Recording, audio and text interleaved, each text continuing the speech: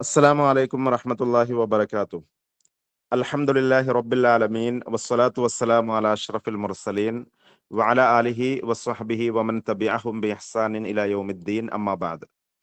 അല്ലാഹുമ്മ അല്ലിംനാ മാ യൻഫഉനാ വൻഫഅനാ ബിമാ അല്ലംതനാ വസിദ്നാ ഇൽമാ. റബ്ബി യസ്സിർ വലാ തുഅസ്സിർ വഅൻത അർഹമുർ റഹീമീൻ. റബ്ബി തമ്മിം ബിൽ ഖൈരി വസ്സആദ. ഏറെ പ്രിയങ്കരരായ ഫോക്കസ് അക്കാഡമിയിലെ നെറ്റ് ജെആർഎഫ് പഠിതാക്കളെ, എല്ലാവർക്കും ഇന്നത്തെ ഈ ഒരു ഇൻട്രൊഡക്ഷൻ സെഷനിലേക്ക് ഹാർദമായ സ്വാഗതം. UGC നെറ്റ് സിലബസിൽ നമ്മുടെ പേപ്പറായിട്ടുള്ള പേപ്പർ 2 അറബിക്കിന്റെ ഒരു ഇൻട്രൊഡക്ഷൻ ആണ് ഇന്ന് ഉദ്ദേശിക്കുന്നത്. നമ്മുടെ ഈ ഒരു കോഴ്സിന്റെ തുടക്കത്തിൽ എന്ന അർത്ഥത്തിൽ പല കാര്യങ്ങളും നമ്മൾ ശ്രദ്ധിക്കേണ്ടതുണ്ട്. കാരണം ഏതൊരു കോഴ്സ് തുടങ്ങുമ്പോഴും ആ കോഴ്സുമായി ബന്ധപ്പെട്ട് അടിസ്ഥാനപരമായി മനസ്സിലാക്കേണ്ട ചില കാര്യങ്ങൾ ഉണ്ടാവും. അത് ഉൾക്കൊണ്ടെങ്കിലേ നമുക്ക് ആ കോഴ്സുമായി പൊരുത്തപ്പെടാൻ സാധിക്കുള്ളൂ. അപ്പൊ അതില് ആമുഖമായി പറയാനുള്ളത്, നമ്മുടെ കൂട്ടത്തിൽ വിവിധ തലങ്ങളിലുള്ള ആളുകളുണ്ട്. ഫോക്കസിൽ തന്നെ ഇതിനു മുമ്പ് നെറ്റ് പഠിതാക്കളായിട്ടുള്ള ആളുകൾ ഒരുപക്ഷെ ലക്ഷ്യത്തിന് അടുത്തെത്തി, പക്ഷേ ലക്ഷ്യം സാക്ഷാത്കരിക്കാൻ സാധിക്കാതെ വീണ്ടും നമ്മോട് കൂടെ തന്നെ പഠനം തുടർത്തുക എന്ന അർത്ഥത്തിൽ കോഴ്സിൽ ജോയിൻ ചെയ്ത ആളുകളുണ്ട്. അതുപോലെ തന്നെ നെറ്റ് കിട്ടി JRFന് വേണ്ടിയിട്ട് 2-3 തവണയായി പ്രിപ്പയർ ചെയ്തുകൊണ്ടിരിക്കുന്ന ആളുകൾ നമ്മോടൊപ്പമുണ്ട്. പിന്നെ ബിഗിനേഴ്സ് ആയിട്ടുള്ള, ഫ്രഷേഴ്സ് ആയിട്ടുള്ള ആളുകളും നമ്മോടൊപ്പമുണ്ട്. ഇനി ഇതൊന്നും അല്ലാതെ എന്താണിപ്പോ നെറ്റ് എന്ന് അറിയാൻ വേണ്ടിയിട്ട് ഈ ഒരു ലൈവ് സെഷനിൽ പങ്കാളികളായിട്ടുള്ള ആളുകളുണ്ട്. അപ്പൊ നമ്മൾ എല്ലാവരെയും പരിഗണിച്ചുകൊണ്ടാണ് ഇന്നത്തെ ഈ ഒരു സംസാരം എന്ന് പറയുന്നത്.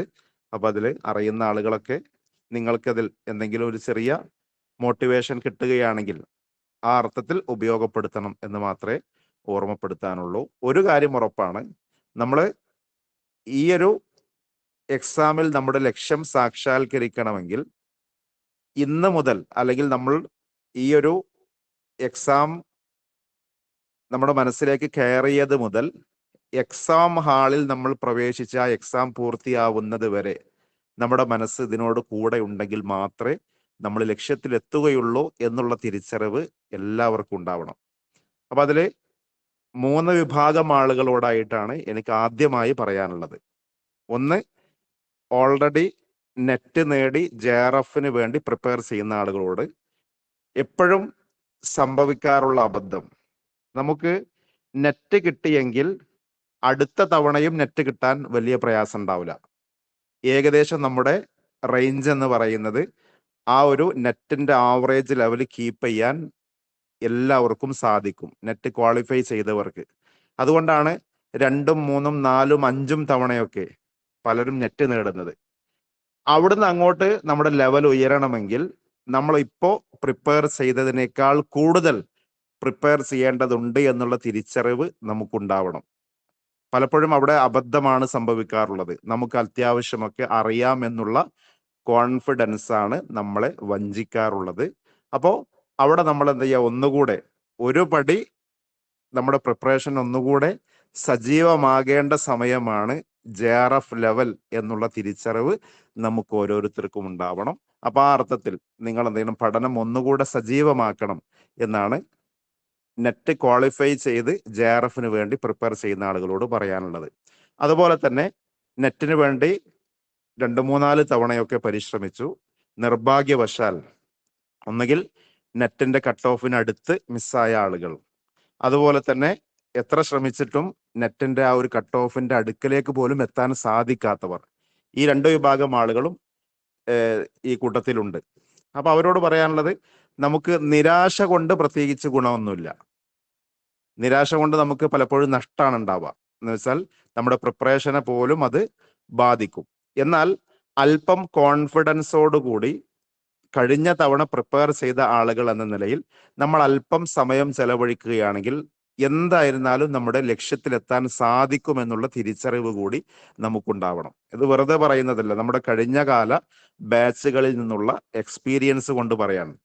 കാരണം പലരും ചിലപ്പോൾ നമ്മുടെ അടുത്ത് വന്ന് പറയും, സാറേ ക്ലാസ്സുകളൊക്കെ അധ്യാപകരുടേത് കേൾക്കുമ്പോൾ നല്ല പ്രതീക്ഷയുണ്ട്. പക്ഷെ എത്ര വായിച്ചിട്ടും ചിലത് മനസ്സിലാവുന്നില്ല. ഞാൻ ഒരുപാട് കാലമായി PG ഒക്കെ കഴിഞ്ഞിട്ട് അറബി ഫീൽഡുമായിട്ട് ഒരു ടച്ചും ഇല്ല. പക്ഷെ എനിക്ക് എങ്ങനെയെങ്കിലുമൊക്കെ നെറ്റ് നേടണമെന്ന് ആഗ്രഹമുണ്ട്. പക്ഷെ വായിക്കുന്ന പല ഏരിയകളും മനസ്സിലാവുന്നില്ല. ഇനി മനസ്സിലായത് തൊട്ട് നമ്മുടെ ഓർമ്മയിൽ നിൽക്കുന്നുമില്ല. മോഡൽ ടെസ്റ്റുകളും മറ്റൊക്കെ അറ്റൻഡ് ചെയ്യുന്ന സമയത്ത് പലതും തെറ്റിപ്പോകുന്നു. അപ്പൊ അതുകൊണ്ട് തന്നെ ഒരു പ്രതീക്ഷയില്ലാത്ത രൂപത്തിലൊക്കെ പറഞ്ഞ ആളുകൾ പിന്നീട് റിസൾട്ട് വരുന്ന സമയത്ത് ഒരു വേള നമ്മൾ പ്രതീക്ഷിച്ച ആളുകളെക്കാളും ഈ നിരാശരായിരുന്ന ആളുകളാണ് ലക്ഷ്യത്തിലെത്തിയിട്ടുള്ളത് എന്നുള്ളത് കാണുമ്പോൾ വളരെ വലിയ സന്തോഷം ഉണ്ടാവാറുണ്ട്. അപ്പൊ അവർക്കൊക്കെ പങ്കുവെക്കാനുള്ളത് അവർ സഹിച്ച ത്യാഗങ്ങളും പരിശ്രമങ്ങളുമാണ് അവർ പലപ്പോഴും പറയാറുള്ളത്. എന്ന് വെച്ചാൽ നമ്മുടെ നിരന്തരമായ പരിശ്രമമുണ്ടെങ്കിലല്ലാതെ നമുക്കൊരിക്കലും ലക്ഷ്യത്തിലെത്താൻ സാധിക്കുകയില്ല. അത് നമുക്ക് അറിയുന്ന കാര്യമാണ്. ആദ്യമായി നമുക്കുണ്ടാവേണ്ട തിരിച്ചറിവ്, നമ്മൾ ഇതുവരെ പല എക്സാമും എഴുതിയിട്ടുണ്ട്. എന്ന് വെച്ചാൽ 1 മുതൽ 10 വരെ നമ്മൾ സ്കൂളിൽ പഠിച്ചു. അതിൽ തന്നെ 10ാം ക്ലാസ് എന്ന് പറയുന്നത് അതായിരുന്നു നമ്മുടെ ഒരു സമയത്തുള്ള ടാസ്ക് എന്ന് പറയുന്നത്. അത് കഴിഞ്ഞ് പിന്നെ ഒന്നുകിൽ +2 അല്ലെങ്കിൽ പ്രിലിമിനറി, ഹയർ സെക്കൻഡറി ലെവലിലുള്ള ഒരു എക്സാം, അതാണ് ഏറ്റവും വലിയ ഒരു കടമ്പയായി കണ്ടിരുന്നത്. പിന്നെ അത് കഴിഞ്ഞു ഡിഗ്രിയായി, PG ആയി. പക്ഷെ അവിടെയൊക്കെ നമ്മൾ ഒരു കേരള ലെവൽ അല്ലെങ്കിൽ ഒരു യൂണിവേഴ്സിറ്റി ലെവൽ എക്സാം ആണ് നമ്മൾ എഴുതിയിട്ടുള്ളത്. ഈ ഒരു എക്സാം എന്ന് പറയുന്നത് നാഷണൽ ലെവലിലുള്ള ഒരു എക്സാം ആണ്. അതാവട്ടെ മറ്റു എക്സാമുകളിൽ നിന്ന് വ്യത്യസ്തമായിട്ട് ഇവിടെ പ്രത്യേകം കട്ട് ഓഫ് ആണുള്ളത്. എന്ന് വെച്ചാൽ 100 ആളുകൾ എഴുതുന്നുണ്ടെങ്കിൽ അതിന്റെ 6% ആളുകൾക്ക് മാത്രമാണ് നെറ്റ് ലഭിക്കുള്ളൂ ഒരു തവണ. അതുപോലെ തന്നെ JRF ആണെങ്കിൽ 1% ആളുകൾക്കാണ് ലഭിക്കുക. എന്ന് വെച്ചാൽ 100-ൽ 6 പേർക്ക് നെറ്റ് കിട്ടും. അതേപോലെ തന്നെ ഒരാൾക്കാണ് JRF കിട്ടുക ഒരു ടേമിൽ. അപ്പൊ അതിനനുസരിച്ചായിരിക്കും കട്ട് ഓഫ് തീരുമാനിക്കുക. അപ്പൊ അതിൽ പ്രിപ്പയർ ചെയ്യുന്ന ആളുകളുടെ ലെവല് ഉയർച്ചയിലാണ് എങ്കിൽ, ഒരുപാട് ആളുകൾ നന്നായി പ്രിപ്പയർ ചെയ്യുന്നുണ്ടെങ്കിൽ, അപ്പോൾ ആ 6-ൽ ഒതുങ്ങാവുന്ന ഒരു കട്ട് ഓഫ് ആയിരിക്കും എന്ത് ചെയ്യുക, നിശ്ചയിക്കപ്പെടുക. അപ്പൊ അതിനനുസരിച്ച് നമ്മളുടെ പഠന നിലവാരം ഉയരണം. അതിനി 1000 ആവുമ്പോൾ 2000 ആവുമ്പോൾ അതിനനുസരിച്ച് ആളുകൾക്കാണ് നെറ്റ് കിട്ടുക. അപ്പോൾ 1000 ആളുകൾ എഴുതുന്നുണ്ടെങ്കിൽ 60 ആളുകൾക്ക് നെറ്റ് കിട്ടും. 2000 ആളുകളാണെങ്കിൽ ഏകദേശം 120 ആളുകൾക്കാണ് ആ ടേമിൽ നെറ്റ് കിട്ടുക. JRF ആണെങ്കിൽ അവിടെ 1000 ആളുകൾ ഉണ്ടെങ്കിൽ 20 ആളുകൾക്ക്, അല്ല 10 ആളുകൾക്ക്, 2000 ആളുകൾ ഉണ്ടെങ്കിൽ 20 ആളുകൾക്കാണ് JRF കിട്ടുക. അപ്പൊ നമ്മൾ അവിടെ മനസ്സിലാക്കേണ്ടത് എന്താ, 2000-ലെ 120-നുള്ളിൽ റാങ്ക് എനിക്ക് ലഭിച്ചാലാണ് ഞാൻ എന്ത് ചെയ്യുക, നെറ്റ് ക്വാളിഫൈ ചെയ്യുക. അതുപോലെ തന്നെ 20-നുള്ളിൽ പെട്ടാലാണ് ഞാൻ JRF ക്വാളിഫൈ ചെയ്യുക എന്നുള്ള തിരിച്ചറിവ് നമുക്കുണ്ടാവണം. അതുണ്ടെങ്കിൽ മാത്രമേ നമുക്ക് ഇത്തവണ നെറ്റ് ക്വാളിഫൈ ചെയ്യാൻ സാധിക്കുകയുള്ളൂ. അപ്പോൾ ആ ഒരു ബോധ്യത്തോടു കൂടിയാവണം നമ്മൾ നെറ്റിനെ സമീപിക്കേണ്ടത്. തുടക്കക്കാരായ ആളുകളോട് അവരോട് പറയാനുള്ളത്, നമ്മൾ ഈ പറഞ്ഞ പോലെ തന്നെ ഒരു നാഷണൽ ലെവൽ എക്സാമിനാണ് പ്രിപ്പയർ ചെയ്യുന്നത്. അപ്പൊ നമ്മൾ ഓൾറെഡി ഡിഗ്രിക്ക് PGക്കൊക്കെ പഠിച്ച ഭാഗങ്ങൾ തന്നെയാണ് നമുക്ക് പേപ്പർ 2 അറബിക്കിന്റെ ഭാഗത്ത് മിക്കവാറും വരിക. കുറച്ച് എക്സ്ട്രാ ആയിട്ട് അപ്പുറത്തുപുറത്തൊക്കെ കുറച്ച് കൂടുതലായിട്ട് നമുക്ക് വായിക്കേണ്ടി വരും അല്ലെങ്കിൽ പഠിക്കേണ്ടി വരും. ഓരോ ഏരിയയിലും ഡീറ്റെയിൽഡ് ആയിട്ടുള്ള ക്ലാസ്സുകൾ ഇൻഷാ അല്ലാഹ് നിങ്ങൾക്ക് ലഭിക്കുന്നതായിരിക്കും. അതിനോട് കൂടെ നമുക്ക് പേപ്പർ 1 ജനറൽ പേപ്പർ കൂടി വരുന്നുണ്ട്. അപ്പോൾ ആ ജനറൽ പേപ്പർ നമ്മൾ പേപ്പർ 2 അറബിക്ക് നോക്കുന്ന അതേ രൂപത്തിൽ തന്നെ നമ്മൾ എന്ത് ചെയ്യണം, അതിന് സമയം കണ്ടെത്തുക തന്നെ വേണം. അതിന് നിങ്ങൾക്ക് പ്രത്യേകമായിട്ട് ക്ലാസ്സുകളുണ്ട്. അതിൻ്റെ ഒരു ഇൻട്രഡക്ഷൻ പ്രത്യേകമായി നിങ്ങൾക്ക് ഇൻഷാ അല്ലാഹ് അടുത്ത ദിവസം ലഭിക്കുന്നതുമായിരിക്കും. അപ്പൊ എങ്ങനെയാണ് അതിന്റെ പ്രിപ്പറേഷൻ കാര്യങ്ങൾ, എന്തൊക്കെയാണ് നമുക്ക് പഠിക്കാനുള്ളത്, അതൊക്കെ വിശദമായിട്ട് അവിടെ ഇൻഷാ അല്ലാഹ് ചർച്ചയിൽ വരുന്നതായിരിക്കും. അപ്പൊ എന്തായിരുന്നാലും നമ്മൾ കൃത്യമായി പഠിക്കാൻ തയ്യാറാവുക എന്നുള്ളത് തന്നെയാണ് പ്രധാനം. നിരാശ പൂർണ്ണമായും മാറ്റിവെച്ച് ഇത്തവണ ഞാൻ JRF അല്ലെങ്കിൽ നെറ്റ് ഞാൻ ക്വാളിഫൈ ചെയ്യും എന്ന ഉറച്ച തീരുമാനത്തോടു കൂടി നമ്മൾ പഠന വീതിയിൽ ഇറങ്ങുകയാണെങ്കിൽ ഇൻഷാ അല്ലാഹ് നമ്മൾ ഇത്തവണ നെറ്റ് ക്വാളിഫൈ ചെയ്യുക തന്നെ ചെയ്യും, അല്ലെങ്കിൽ JRF എന്ന നമ്മുടെ സ്വപ്നത്തിലേക്ക് എത്താൻ സാധിക്കുക തന്നെ ചെയ്യും. പിന്നെ മാത്രമല്ല, നമുക്കറിയാം നമ്മളിപ്പോ നെറ്റ് നേടുന്നത് വെറുതെ നമ്മുടെ CV-യിൽ അത് ഉൾപ്പെടുത്തുക എന്നുള്ളതല്ല, മറിച്ച് അസിസ്റ്റന്റ് പ്രൊഫസർ ആവാനുള്ള മിനിമം ക്വാളിഫിക്കേഷൻ ആണ് നാഷണൽ എലിജിബിലിറ്റി ടെസ്റ്റ് എന്ന് പറയുന്നത്. അപ്പോ നമ്മുടെ മുമ്പിൽ അടുത്ത കോളേജിയേറ്റ് വരാനിരിക്കുന്നു എന്ന് വെച്ചാൽ ഇപ്പോ ഈ ശബ്ദം ശ്രവിക്കുന്ന ആളുകളൊക്കെ പ്രതീക്ഷിക്കുന്നത് അടുത്ത കോളേജിയേറ്റ് എക്സാം എഴുതാൻ എനിക്കും സാധിക്കണമെന്നായിരിക്കും. അപ്പൊ അത് കഴിഞ്ഞ കോളേജിയേറ്റിന്റെ ലിസ്റ്റ് വന്നു, ഏകദേശം ഒരു 2 വർഷം കൂടി കഴിഞ്ഞാൽ അതിന്റെ കാലാവധി തീരും. മാത്രമല്ല ഇപ്പൊ നിലവിൽ അറിഞ്ഞതനുസരിച്ച് ഇനിയുള്ള എക്സാം കഴിയുമ്പോഴായിരിക്കും കൂടുതൽ വേക്കൻസിക്ക് സാധ്യതയുള്ളത്. ഇപ്പൊ ഒരുപാട് ആളുകൾ റിട്ടയർഡ് ആവാനിരിക്കുന്നു. 2014 ആ സമയത്തൊക്കെ കയറിയ ഒരുപാട് ആളുകൾ റിട്ടയർഡ് ആവാനിരിക്കുന്ന ഒരു സമയവും കൂടിയായിരിക്കും അടുത്ത ഒരു കോളേജിയേറ്റ് എക്സാം വരുന്ന സമയം എന്ന് പറയുന്നത്. അപ്പൊ ഏകദേശം ഒരു 2027 അല്ലെങ്കിൽ 28 ആ സമയത്തൊക്കെ ആവാനാണ് സാധ്യത എക്സാം. അപ്പോ നമ്മുടെ മുമ്പിൽ ആകെ തടസ്സമുള്ളത്, നിങ്ങൾ ആലോചിച്ച് നോക്കൂ, നമ്മുടെ കൂടെ പഠിച്ച അല്ലെങ്കിൽ നമ്മുടെ ശേഷം പഠിച്ച ആളുകൾ, MA ചെയ്ത ആളുകളൊക്കെ ഒരു പക്ഷേ നെറ്റ് ക്വാളിഫൈ ചെയ്ത് അവർ അപ്ലൈ ചെയ്തു എന്ന് കേൾക്കുന്ന സമയത്ത് നമ്മുടെ മുമ്പിലുള്ള തടസ്സം ഈ ഒരു നെറ്റാണ് എങ്കിൽ നമുക്കത് വലിയ സങ്കടമായിരിക്കും. അപ്പൊ അത് നമുക്കുണ്ടാവരുത്. അടുത്ത കോളേജിയേറ്റ് വരുമ്പോഴേക്ക് നമ്മൾ ഓരോരുത്തരും നെറ്റ് ക്വാളിഫൈ ചെയ്തിരിക്കും. അത് നമ്മളാണ് തീരുമാനിക്കേണ്ടത്. നാം തീരുമാനിച്ച് അതനുസരിച്ച് നമ്മൾ മുന്നോട്ട് പോവുകയാണെങ്കിൽ ഇൻഷാ അല്ലാഹ് ബി തൗഫീഖില്ല നമുക്ക് ലക്ഷ്യത്തിലെത്താൻ സാധിക്കും. അപ്പൊ ആദ്യം തീരുമാനിക്കേണ്ടത് എക്സാം എഴുതുന്ന നമ്മൾ ഓരോരുത്തരുമാണ് എന്നതല്ലാതെ ഇവിടെ ക്ലാസ് എടുക്കുന്ന അധ്യാപകരല്ല. അതുപോലെ തന്നെ നമുക്ക് ഈ ഒരു കോച്ചിങ്ങിന് ജോയിൻ ചെയ്യാൻ, അതുപോലെ എക്സാം ഫീ അടക്കാൻ നമ്മെ സഹായിക്കുന്ന നമ്മുടെ രക്ഷിതാക്കളോ നമ്മുടെ സുഹൃത്തുക്കളോ ഒന്നുമല്ല, മറിച്ച് നമ്മളാണ് അതിന് തയ്യാറാവേണ്ടത്. അപ്പോൾ നമ്മൾ തന്നെ അതിനെന്ത് ചെയ്യണം? സമയം കണ്ടെത്തണം. പലപ്പോഴും ആളുകൾക്ക് പ്രതിബന്ധങ്ങൾ പറയാനും അതേപോലെ തന്നെ പ്രയാസങ്ങൾ പറയാനാണ് സമയം ഉണ്ടാവാറുള്ളത്. എന്ന് വെച്ചാൽ എനിക്ക് കുടുംബ പ്രാരാബ്ദങ്ങളുണ്ട്, അതുപോലെ തന്നെ ജോലിയുണ്ട്, അതിനിടയിലൊന്നും സർ സമയം കിട്ടുന്നില്ല എന്ന് പറയാറുണ്ട്. ശരിയാണ്, നമുക്കൊക്കെ ജോലിയുള്ള ആളുകളും കുടുംബ പ്രാരാബ്ദങ്ങളും മറ്റൊക്കെ ഉള്ള ആളുകളാണ്. പക്ഷേ അവക്കിടയിലും ചെറിയ സമയം കണ്ടെത്താൻ നമ്മൾ ശ്രമിച്ചെങ്കിലേ നമ്മുടെ ലക്ഷ്യത്തിലെത്താൻ നമുക്ക് സാധിക്കുകയുള്ളൂ. ഈ 2000-ഓളം ആളുകൾ എക്സാം എഴുതുന്നുണ്ടെങ്കിൽ അവരിൽ JRF നേടുന്ന ആളുകൾ, നെറ്റ് നേടുന്ന ആളുകൾ, അവർക്കൊക്കെ നമ്മെപ്പോലെ നമ്മുടേതായ തിരക്കുകളല്ലെങ്കിലും അതിന് സമാനമായ മറ്റ് തിരക്കുകളുള്ള ആളുകൾ തന്നെയാണ്. പക്ഷെ ആ തിരക്കുകൾക്കിടയിലും അവർ ചെറിയ സമയം മാറ്റിവെച്ച് ആ സമയ ക്രമീകരണത്തിനനുസരിച്ച് അവരുടെ പഠനം കൊണ്ടുവരുന്നതനുസരിച്ചാണ് അവർക്കൊക്കെ ലക്ഷ്യത്തിലെത്താൻ സാധിക്കുന്നത്. ഇൻഷാ അല്ലാഹ് നമുക്കും അതുപോലെ സാധിക്കുന്നതായിരിക്കും. അപ്പൊ ഒരേ സമയം തന്നെ എല്ലാവരും പഠിക്കാൻ തിരഞ്ഞെടുക്കേണ്ടതില്ല. രാത്രി സമയം തന്നെ എല്ലാവർക്കും സാധിച്ചോളണമെന്നില്ല. അപ്പൊ കുറച്ച് എന്ത് ചെയ്യണം? ഈ ഒരു 6 മാസം അല്ലെങ്കിൽ ഒരു 5 മാസം നമ്മൾ എന്ത് ചെയ്യണം? ഒന്ന് നേരത്തെ എഴുന്നേൽക്കാൻ ശ്രമിക്കുക. കഴിയുന്നത് നേരത്തെ കിടന്ന് നേരത്തെ എഴുന്നേറ്റ് ആ സമയം ഉപയോഗപ്പെടുത്താൻ സാധിക്കുമെങ്കിൽ അത് തിരഞ്ഞെടുക്കാവുന്നതാണ്. എന്തായിരുന്നാലും ഒരു ഷെഡ്യൂള് നമ്മുടെ ജീവിതത്തിൽ ഉണ്ടായെങ്കിൽ മാത്രമേ നമുക്കിനി ലക്ഷ്യത്തിലെത്താൻ സാധിക്കുകയുള്ളൂ. ആ തിരിച്ചറിവ് എല്ലാവർക്കും ഉണ്ടാവണം. പ്രത്യേകിച്ച് ഈ ഒരു കോഴ്സിന്റെ തുടക്കത്തിലുള്ള ഒരു ഓർമ്മപ്പെടുത്തൽ കൂടിയാണത്. അതെന്തുകൊണ്ടെന്ന് ചോദിച്ചാൽ കോഴ്സിന് പെട്ടെന്ന് നമ്മളൊക്കെ ജോയിൻ ചെയ്യും. കാരണം നമുക്ക് അതിയായ ആഗ്രഹവും അതേപോലെ തന്നെ താല്പര്യമൊക്കെ ഉള്ളത് കൊണ്ടാണ് നമ്മൾ ജോയിൻ ചെയ്തിട്ടുള്ളത്. ഇത്തവണ എന്തായിരുന്നാലും നേടണം എന്നുള്ള അതിയായ ആഗ്രഹം കൊണ്ടാണ്. പക്ഷെ ആ ആഗ്രഹം കൊണ്ട് മാത്രമായില്ല, അത് കൃത്യമായി നമ്മൾ സാക്ഷാത്കരിക്കണമെങ്കിൽ എന്ത് ചെയ്യണം? കോഴ്സിനോട് കൂടെ തന്നെ നമ്മൾ സഞ്ചരിക്കണം. ആ അർത്ഥത്തിൽ നിങ്ങൾ എന്ത് ചെയ്യുക? കൂടെ തന്നെ സഞ്ചരിക്കണമെന്ന് ഓർമ്മപ്പെടുത്തുകയാണ്. അപ്പോ നമ്മൾ UGC നെറ്റാണ് എഴുതുന്നത് എന്നുള്ളത് മറക്കാതിരിക്കുക. ഒന്നുകൂടി ഓർമ്മപ്പെടുത്താൻ, നാഷണൽ എലിജിബിലിറ്റി ടെസ്റ്റ് ആണ്. അതുകൊണ്ട് ആ അർത്ഥത്തിൽ നമ്മൾ നമ്മുടെ പ്രിപ്പറേഷനുമായിട്ട് മുന്നോട്ട് പോകണം എന്ന് ഓർമ്മപ്പെടുത്താണ്. അതുപോലെ തന്നെ രണ്ടാമതായി നമ്മുടെ ഗോള് നമ്മൾ സെറ്റ് ചെയ്തു എന്നുള്ളത് കൂടി ഉറപ്പുവരുത്താം. നാം തന്നെയാണ് സെറ്റ് ചെയ്യേണ്ടത്.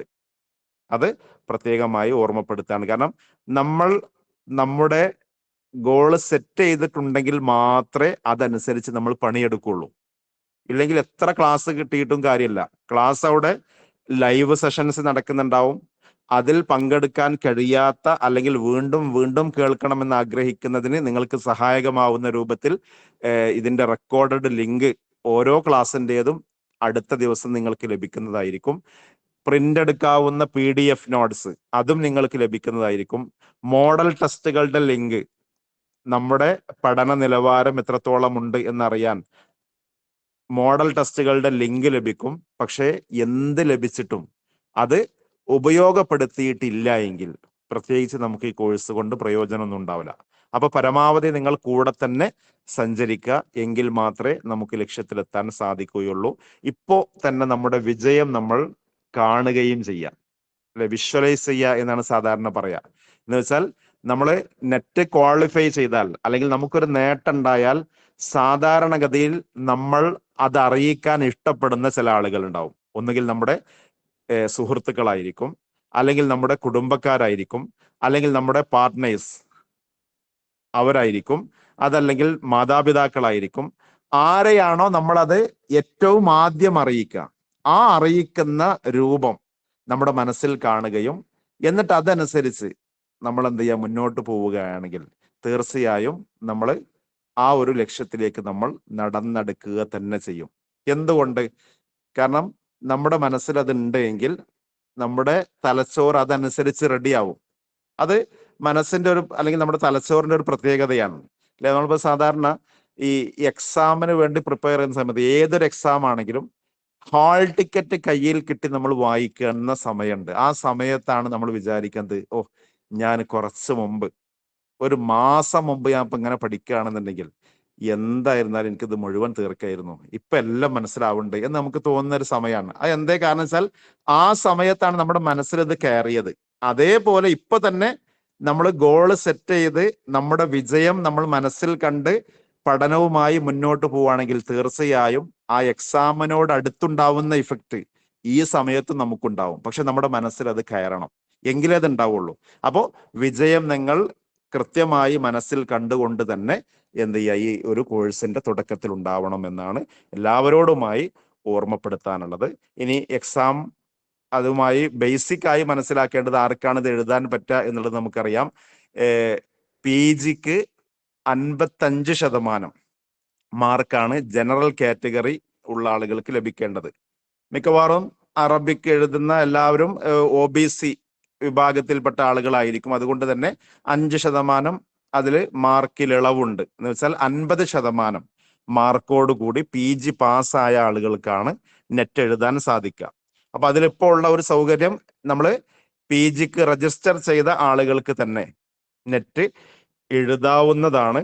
അപ്പോ PG അപ്ലൈ ചെയ്ത് അല്ലെങ്കിൽ രജിസ്റ്റർ ചെയ്ത ആളുകൾക്ക് നെറ്റ് എഴുതിയെടുക്കാവുന്നതാണ്. പക്ഷെ അഥവാ നമ്മൾ നെറ്റ് ക്വാളിഫൈ ചെയ്താൽ 2 വർഷത്തിനുള്ളിൽ ആ PG എന്ത് ചെയ്യണം, കംപ്ലീറ്റ് ചെയ്യണം, അത്രേ ഉള്ളൂ. ഓക്കെ, അപ്പോൾ അതാണ് അതിൻ്റെ പിന്നെ ക്വാളിഫിക്കേഷനുമായി ബന്ധപ്പെട്ട് പറയാനുള്ളത്. പിന്നെ ഇതിന് ഏജ് ലിമിറ്റ് ഇല്ല.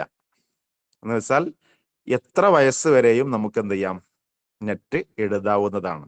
അപ്പൊ ഇനി ആരും സങ്കടപ്പെടേണ്ടതില്ല, ഞാൻ ഒരുപാട് തവണ എഴുതി അതുകൊണ്ട് കിട്ടിയിട്ടില്ല എന്നൊന്നും വിചാരിക്കേണ്ടതില്ല. മാത്രമല്ല, കോളേജിയേറ്റ് എക്സാം എഴുതാനുള്ള വയസ്സും 50 വയസ്സാക്കിയിട്ടുണ്ട്.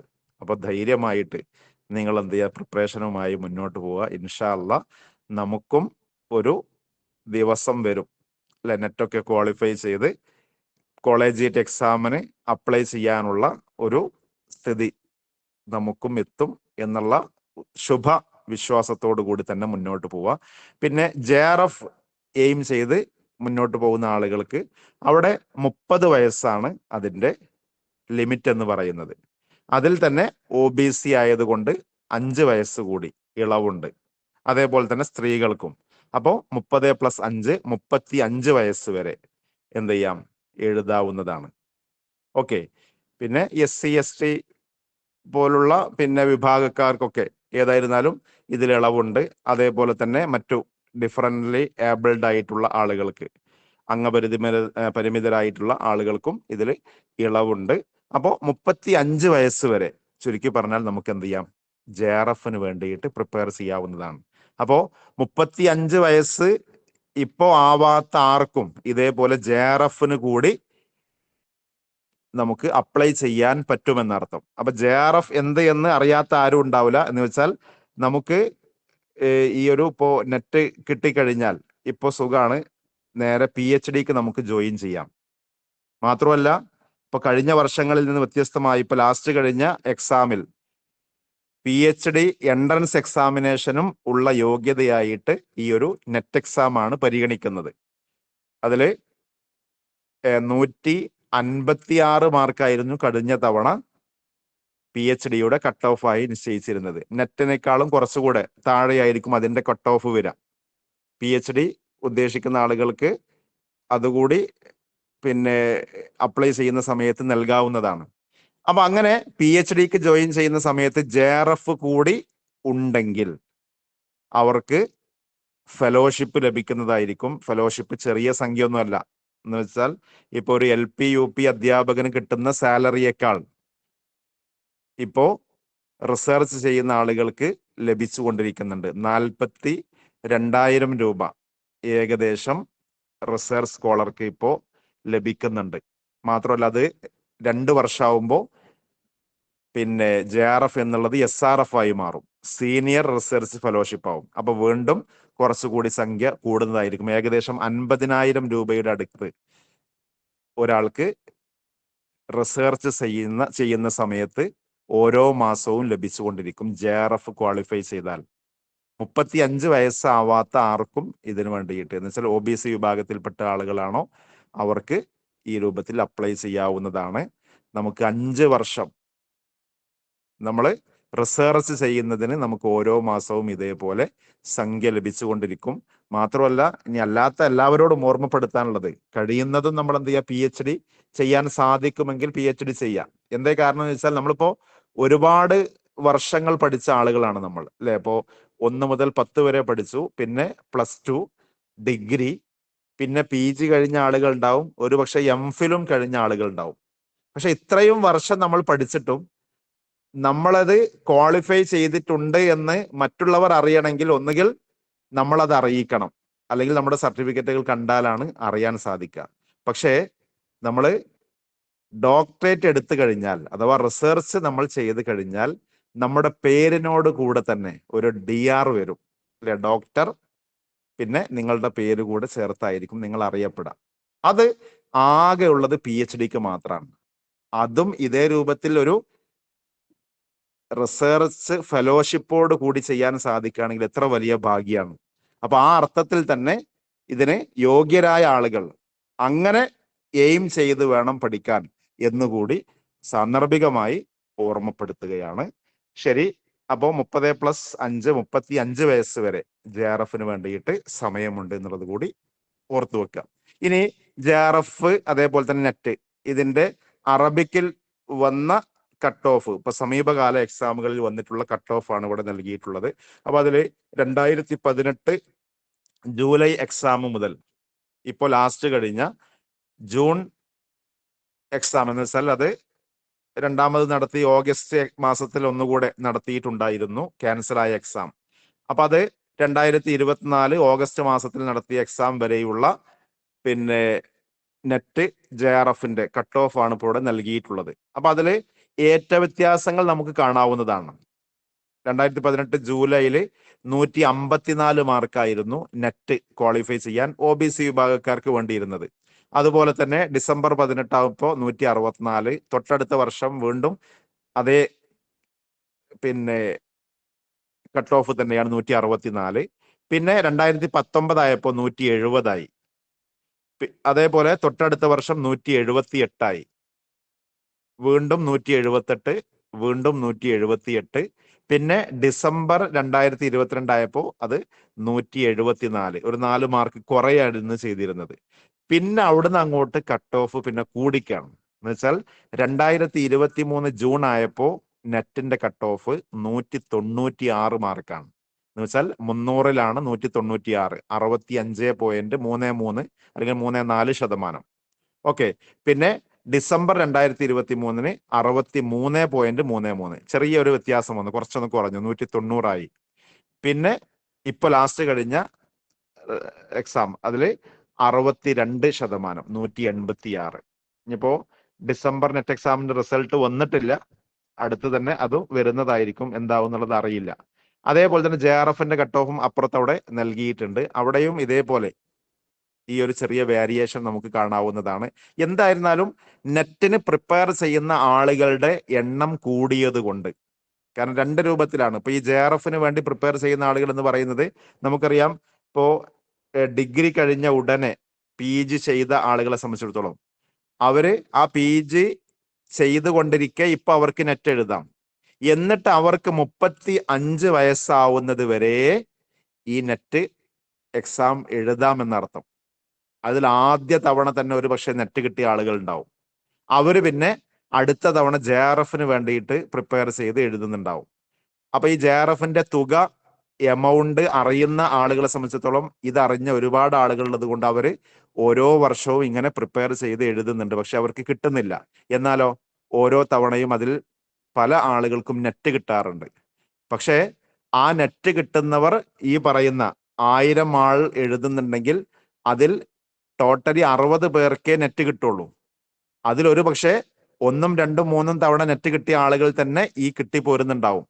അപ്പോ അവരെയും കൂടി കഴിച്ചിട്ടാണ് നമുക്ക് എന്ത് ചെയ്യുക, ഫ്രഷേഴ്സ് ആയിട്ടുള്ള, ബിഗിനേഴ്സ് ആയിട്ടുള്ള നമുക്ക് നെറ്റ് കിട്ടുക എന്നുള്ള തിരിച്ചറിവ് നമുക്കുണ്ടാവണം. അഥവാ നമ്മുടെ പ്രിപ്പറേഷൻ നന്നായി ഉഷാറായെങ്കിൽ മാത്രമേ നമുക്ക് ലക്ഷ്യത്തിലെത്താൻ സാധിക്കുള്ളൂ.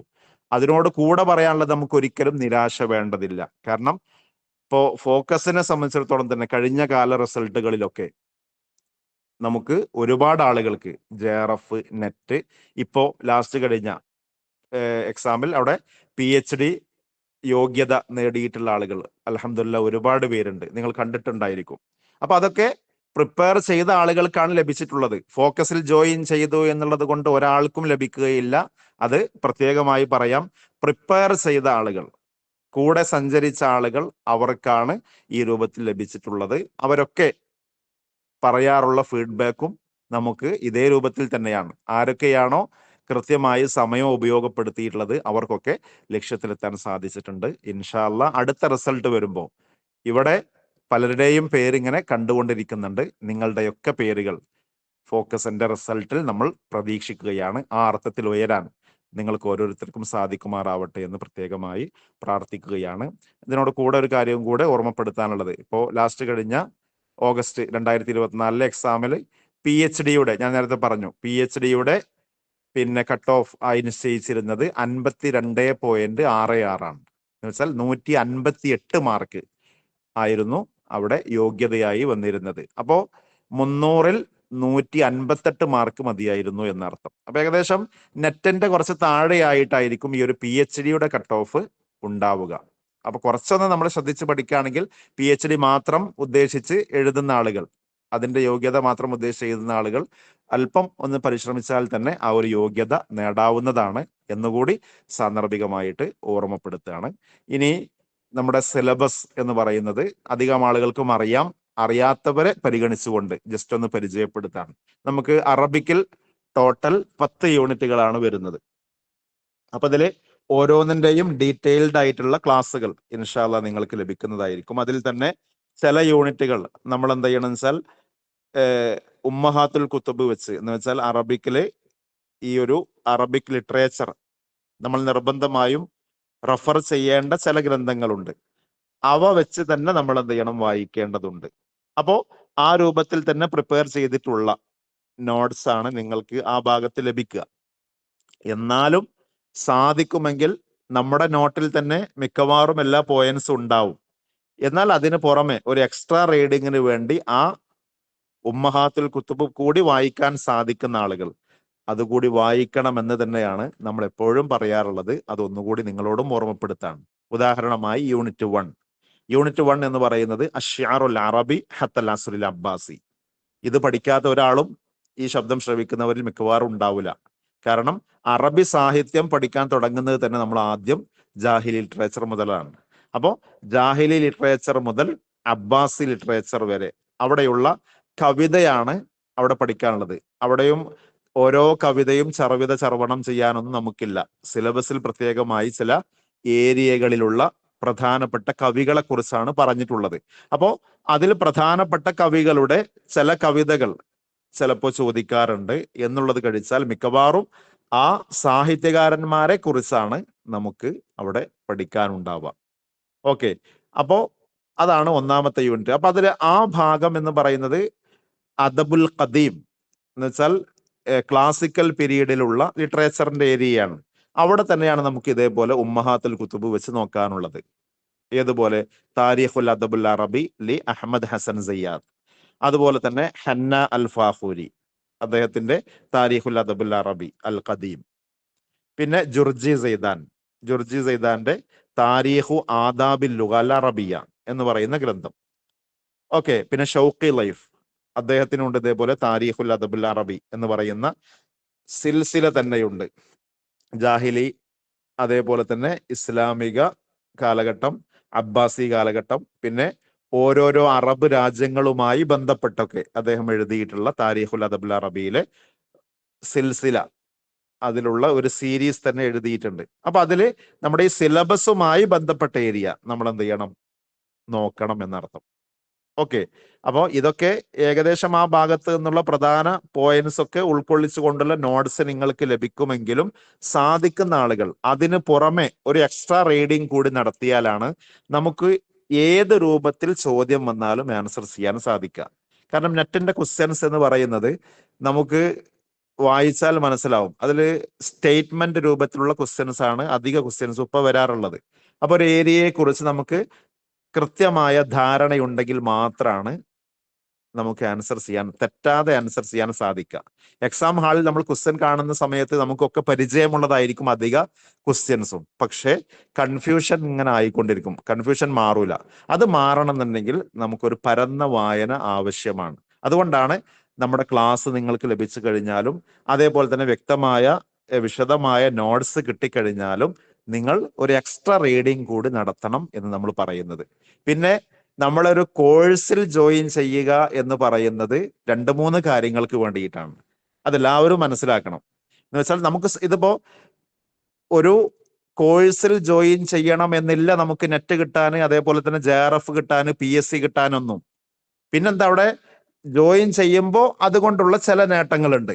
പക്ഷെ അത് നമ്മൾ ഉപയോഗപ്പെടുത്തിയില്ല എങ്കിൽ പിന്നെ വെറുതെ നമുക്ക് ഈ ഒരു കോഴ്സിൽ നമ്മൾ ഫീ അടക്കുന്നു എന്നേ ഉള്ളൂ. അതെന്താണ് ആ ഗുണം? ഒന്ന്, ഇതേപോലെ പ്രിപ്പയർഡ് ആയിട്ടുള്ള നല്ല ഒരു നോട്ട്സ് നമുക്ക് ലഭിക്കുന്നു. അപ്പോൾ ആ നോട്ട്സ് അനുസരിച്ച് നമുക്ക് കൃത്യമായി മുന്നോട്ട് പോകാൻ സാധിക്കും വായിച്ച്.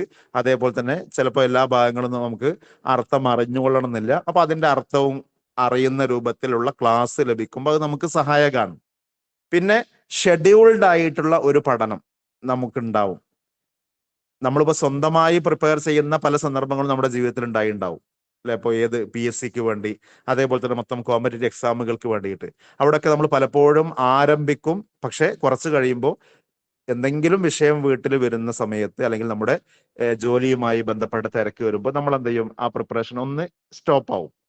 പിന്നെ നമ്മൾ ആ റീഡിങ്ങിലേക്ക് തിരിച്ചു വരൽ മിക്കവാറും നോട്ടിഫിക്കേഷൻ വന്നിട്ടോ അതല്ലെങ്കിൽ ഹോൾ ടിക്കറ്റ് കയ്യിൽ കിട്ടിയിട്ടോ ആയിരിക്കും. അപ്പൊ ആ സമയം നമ്മൾ ആദ്യം പ്രിപ്പയർ ചെയ്തൊക്കെ മറന്നിട്ടുണ്ടാവും. അപ്പൊ വീണ്ടും നമ്മൾ സ്റ്റാർട്ട് ചെയ്യും, തലക്കം തന്നെ സ്റ്റാർട്ട് ചെയ്യും. അപ്പൊ അതുകൊണ്ട് തന്നെ മിക്കവാറും ഇമ്രുൽ ഖൈസിനെ കുറിച്ചും അല്ലെങ്കിൽ മുഅല്ലഖാത്തിന്റെ ഏരിയ അറിയാത്ത ആളുകൾ ചുരുക്കമായിരിക്കും. കാരണം പല തവണയായിട്ട് നമ്മൾ ഇതേപോലെ പ്രിപ്പറേഷൻ ആരംഭിച്ചതായിരിക്കും, പക്ഷെ പൂർത്തിയാക്കാൻ നമുക്ക് സാധിക്കാറില്ല.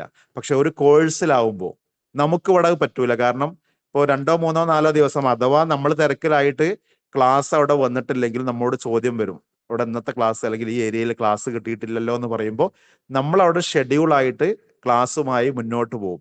അപ്പൊ നമ്മളിനി അഥവാ എന്തെങ്കിലും തിരക്കിൽപ്പെട്ട് 1, 2 ദിവസമൊക്കെ മാറി നിന്നാലും ക്ലാസ് ഇങ്ങനെ വരുന്ന സമയത്ത് നമ്മൾ അവിടെ ഓട്ടോമാറ്റിക്കലി ഇതിനോട് കൂടെ സഞ്ചരിക്കും, അല്ലെങ്കിൽ സഞ്ചരിക്കണം.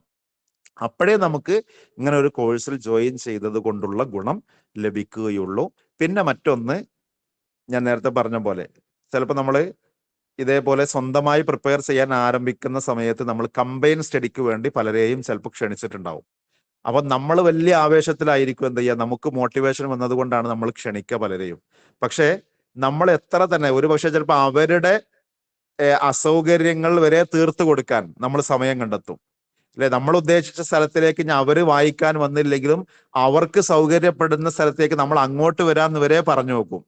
അപ്പൊ തുടക്കത്തിൽ അങ്ങനെ അവർക്ക് ആവേശം ഉണ്ടെങ്കിലും കുറച്ച് കഴിയുമ്പോൾ അവരെന്ത് ചെയ്യും, വല്ല പിന്നോട്ടടിക്കും. അപ്പൊ നമ്മുടെ ആ ഉദ്ദേശം സാധിക്കാറില്ല. എന്തേ കാരണം? നമുക്കുള്ള മോട്ടിവേഷൻ അവർക്ക് ഉണ്ടാവില്ല. പക്ഷെ ഇവിടെ നിങ്ങളെപ്പോലെ ഫീ അടച്ച ഒരു പറ്റം ആളുകളാണുള്ളത്. ഇവർക്കും ഇതേപോലെ എന്ത് ചെയ്യാം, മാറിക്കൊണ്ടിരിക്കാം, മനസ്സ് മാറാം. എന്നാലും ഫീ അടച്ചത് കൊണ്ട് തന്നെ സമാന ചിന്തരായിട്ടുള്ള ഒരു പറ്റം ആളുകളെ നമുക്ക് കിട്ടി. അത് നിങ്ങൾ പോസിറ്റീവായി എടുക്കണം. അതിനാണ് ഇപ്പൊ നിങ്ങൾക്ക് 2 മെയിൻ ഗ്രൂപ്പുകൾ നിങ്ങൾക്ക് നൽകിയതിന് പുറമെ 2 ആക്ടിവിറ്റി ഗ്രൂപ്പ് കൂടെ നമ്മൾ നൽകിയിട്ടുള്ളത്. അപ്പൊ അതില് ആ ആക്ടിവിറ്റി ഗ്രൂപ്പ് എന്ന് പറയുന്നത് നിങ്ങൾക്ക് ഓരോരുത്തർക്കും മെസ്സേജ് അയക്കാവുന്ന രൂപത്തിൽ, അതിൽ എന്ത് മെസ്സേജും നിങ്ങൾക്ക് ആ പഠനവുമായി ബന്ധപ്പെട്ട മെസ്സേജസ് അയക്കാൻ എന്ന രൂപത്തിൽ അത് ഓപ്പൺ ആയിരിക്കും. എന്നാൽ മറ്റേ മെയിൻ ഗ്രൂപ്പുകൾ അവിടെ അഡ്മിൻ ഓൺലി ആണ്. അതിൽ നിങ്ങൾക്ക് ക്ലാസ്സുകൾ, അതേപോലെ തന്നെ നോട്ട്സ്, പിന്നെ ലൈവ് ക്ലാസ്സുകളുടെ ലിങ്ക്, റെക്കോർഡഡ് ക്ലാസ്സുകളുടെ ലിങ്കുകൾ, പിന്നെ മോഡൽ ടെസ്റ്റുകളുടെ ലിങ്കുകൾ, ഇതൊക്കെ അയക്കാൻ വേണ്ടി മാത്രമുള്ളതാണ്. കാരണം എല്ലാം കൂടെ അതിലായാൽ പിന്നെ നിങ്ങൾക്ക് ക്ലാസ്സുകളൊക്കെ തപ്പിയെടുക്കാനും പ്രയാസമാവും എന്നുള്ളത് കൊണ്ടാണ് നമ്മൾ അങ്ങനെ ഒരു ഗ്രൂപ്പ് ക്രിയേറ്റ് ചെയ്തിട്ടുള്ളത്. മറ്റേ ഗ്രൂപ്പിൽ ആക്ടിവിറ്റി ഗ്രൂപ്പ്, അത് സജീവമാക്കൽ നമ്മൾ ഓരോരുത്തരുമാണ്.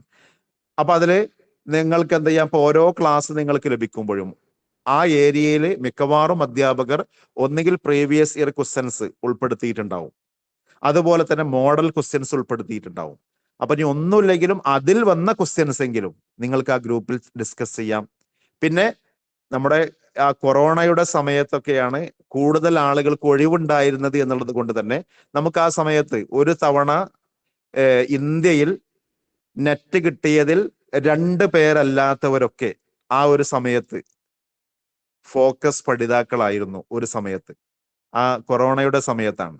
അപ്പൊ അന്നത് കിട്ടാനുള്ള കാരണം എന്താ വെച്ചാൽ അന്ന് അത്രയും ആളുകൾ ആക്റ്റീവ് ആയിരുന്നു. ആക്ടിവിറ്റി ഗ്രൂപ്പ് എന്ന് പറയുന്നത് ആ പേരിനെ അന്വർത്ഥമാക്കുന്ന രൂപത്തിൽ ചലിപ്പിച്ചിരുന്നു.